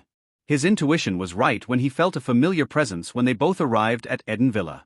He had lost all his power and at the same time, Satan had come to Neva, which frustrated him because he didn't want to be powerless or to be inferior to Satan. What organizations? Eris looked at Rasmus with a glass of wine in her hand. Rasmus told Eris everything about the organization that hunted him down because of what Erglade and Aristoria did. He revealed that Erglade might have found out the rotten truth about the Rafinus kingdom, which might be one of the vessels for demon worshippers to live comfortably. "Is that so? Can you tell me about your past?" Eris shifted her body and completely faced Rasmus. Everyone was interested in Rasmus's past as well since he had never spoken about it. He never thought he would talk a lot in the morning, and so he told his past to them. With every word he said, his chest felt like being squeezed as if someone was begging him to not speak about it. The hardship and the amount of pain from starvation, hydration, sleepless nights, sickness, and wounds. The amount of humiliation from being spat on, kicked, and thrown into the river just because he was a Blackheart was heartbreaking for everyone who listened to it. He was also affected by the story that he was telling them, the amount of anger and frustration that almost consumed his head and heart. That's my past. Rasmus sighed as he massaged his nose bridge, calming himself down. I'll excuse myself for a moment, he said as he got up and left the dining hall. Vidal followed him from behind. Rasmus and Vidal went to the garden at the back of the mansion, enjoying the sunlight. This is bad, Vidal. Rasmus sighed. Every time I remember about Rasmus's past, it affects me to the point that I almost lose control of myself. He gripped the edge of the bench and cracked it. He was completely frustrated and furious by this. It's not me who's being played by God. Vidal chuckled as he stared coldly at the sky. It seems he did this on purpose, so you would lose your composure and affect your judgment, he pointed out. Rasmus was about to sit down, but he felt a chill down his spine as if a danger was coming toward him. When he turned around, all he felt was a fierce wind that hit his face and the sound of bone cracking. He was stunned by what had just happened until he saw Vidal block Eris's kick with his arms. He could see that Eris was aiming her kick in Vidal's face but got blocked in the process. She broke his bones. Rasmus was in disbelief as he stared at Eris with her usual cold and stoic expression. I knew it, you're not ordinary human. Eris muttered and used more strength on her foot. She pushed Vidal away and sent him flying. Vidal landed and used his hands to support his body, but since Eris broke his arms, he felt immense pain. He didn't expect to feel pain after thousands of years of existence. He slowly got up and glared at Eris with a wide grin on his face. What's the meaning of this? Vidal asked as he walked toward Eris. Show me what you got. Eris stared into Vidal's eyes and began to walk toward him. I'm planning to do so. Vidal smirked as he clenched his fists. Vidal dashed as he gathered mana and turned it into aura, concentrating it on his right fist. The pressure that he released from clenching his fist created a weak shockwave that blew the flowers around him. Eris watched the fist in front of her face and she simply flicked her left hand at Vidal's fist, slapping it away from her face. At the same time, she threw a right kick to Vidal's left ribs. She kicked Vidal away and broke his ribs, sending him flying once again. She felt a bit of a sting on her shin after that kick. Vidal was lying on the ground, staring at the bright sky, stunned by what had just happened. He slowly sat up and rubbed his left side where the kick broke his ribs. He sighed and got up from the ground, cracking the ground in the process. He gathered as much mana as he could into his body and turned it into aura all over his body. Rasmus had never seen Vidal use mana when he sparred with him even after Vidal had lost his power. He knew he was no match against Vidal's inhuman strength, but to see that Vidal could use aura made him even more terrifyingly stronger. Every step that Vidal took, he cracked the ground and created small craters under his feet. Small tremors happened on the ground whenever he walked. His expression was no longer that of a smug but rather a serious and menacing one. Vidal dashed once more, but this time the ground shook even stronger to the point everyone in the mansion felt the ground tremble. He threw a right kick to pay back what Eris had done to him, but she grabbed his shin with her right hand. The impact released a devastating shockwave that flattened the garden behind Eris and shattered the windows of the mansion. Eris tilted her head slightly, her eyes pierced through Vidal's eyes as she tightened her grip on his shin. The sound of the bone cracking was so loud that Rasmus could imagine the immense pain in his shin. She then spun around and used the momentum to slam Vidal to the ground. She slammed Vidal to the ground with his head hitting the ground first. The impact destroyed the whole garden and created an earthquake that caused a quarter of the city to feel the ground trembling. The mansion's outer walls and inner walls cracked because of the impact. Vidal tried to get up with bruises and blood running down from his forehead. He could barely keep himself conscious and his body had reached its limit to the point his body was shaking uncontrollably. He finally collapsed with his back against the ground, slowly lifted his head, and looked at Eris with a huge grin on his face, in disbelief at Eris's strength and impenetrable defense. You're not bad, Vidal said weakly before he closed his eyes and fainted. Rasmus, who witnessed the fight, was speechless and didn't blink his eyes for a whole minute. The fight only lasted for a minute and Vidal barely did any damage to Eris. He had never expected to see Vidal on the ground unconscious. If she struggled to fight Satan and those demons, I stood no chance against them at all. Rasmus looked at Eris brushing off the dust and dirt on her blouse. This butler of yours. Eris muttered as she walked toward Rasmus, who was sitting on the bench. Where did you find him? She stood in front of Rasmus and looked down at him. He came to me. I didn't find him, Rasmus answered and looked at Vidal's unconscious body. Eris slowly sat down beside Rasmus and stared at him with a stoic expression. She didn't say a word or move a muscle, she only stared at him like a snake. The old woman said you were good at magic. Show me, Eris said, breaking the silence. Rasmus glanced at Eris with his brows raised and didn't expect her demand. He created a ball of fire in an instant, but she wasn't impressed. He immediately extinguished it and decided to create rain, pouring the flowers and grass around them. This time she made a reaction, tilting her head. I see. Eris crossed her arms as she looked up at the clouds that Rasmus had created above her. You're indeed an Orpheus. You control mana rather than the elements. What's that supposed to mean? Isn't magic about controlling mana and turning it into elements? Rasmus furrowed his brows and looked at Eris with a confused look. Do you have problems creating elemental magic or manipulating mana? Eris glanced at Rasmus. No, but what does that have anything to do with?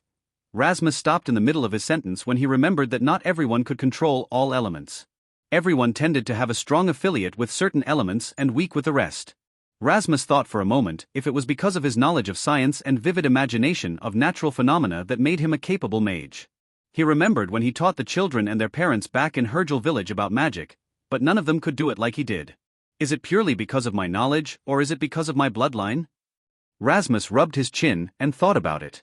You have the manipulation skill of an Orpheus, but you use mana like humans do, Aristoria pointed out as she reached out her hand and let the rain hit her palm. That old woman is an exception because she's a great sage, but even so, she can't use magic as she pleases like you. Remember, Orpheus are dragons. We control nature as we are the world's essence, Eris said as she stood up and swung her hand, canceling Rasmus's magic. If you don't use mana, then what do you use? Rasmus asked as he looked at the bright sky again. You won't understand even if I explained it to you. Your human body is limiting your understanding of your Orpheus lineage, Eris shook her head. Rasmus sighed as he nodded with understanding and decided to help Vidal. He didn't want to dwell on it because it would only make him even more frustrated than ever. But one thing he understood was the fact he could increase both his magical aptitude and physical strength as well. How long are you doing to stay here, Eris? Rasmus asked as he lifted Vidal's body and carried him over his shoulder. I don't have anywhere to go since I have taken the same path as my predecessor. I have abandoned my duty, Eris answered without a single regret or guilt in her expression. Are you interested in killing humans? Rasmus glanced at Eris. Eris arched her brows as she crossed her arms, staring at Rasmus. She was a bit surprised by his question that came out of the blue. Of course, Eris answered. Let's go somewhere tonight, Rasmus said and then went inside the mansion to put Vidal in his room and apologized to Carrion for damaging his mansion and garden. Eris's expression softened as she closed her eyes, letting the wind blow her hair. She stood still like a statue in the garden. When night came, Rasmus put on his boots and left his room, ignoring his suit, which he had hung on the coat hanger. Eris, in a long-sleeved shirt, black breeches, and black tall boots, had been waiting for him in the hallway. When their eyes met, Rasmus nodded. They both put on a black cloak to hide their appearance. Eris walked beside Rasmus without saying or asking anything. She followed him out of the mansion in the middle of the night. As soon as they both stepped their feet on the street, they both looked to their right with their cold gazes. This wasn't my plan nor our prey, but it seems someone is offering themselves. Rasmus said.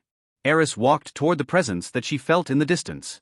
Rasmus knew that Esteban would send his people, which was why he had been paying attention to his surroundings and around the mansion. Two men were hiding in a dark alley with their backs against the wall. They were in disbelief when Rasmus and Eris detected them even though they were almost 100 meters away from them. They shared a look and nodded at each other to take a peek. They're gone. The first man muttered as he looked around. Do you see them? He asked. The man waited for his friend to answer, but all he got was complete silence and a mild wind that brushed his nape. He turned around to look at his friend, but all he found was a headless body leaning against the wall. His knees gave up on him and made him fall on his back. He then saw a head rolling in between his crotch, but when he was about to gasp, a hand covered his mouth. Good evening, Rasmus said with a cold smile. The man slowly looked up and saw Rasmus's cold smile, making him tremble in fear. He then heard footsteps from the dark alley and saw a woman with short white hair and a bloody dagger in her hand. At that moment he realized that that night would be his last night. Enhance.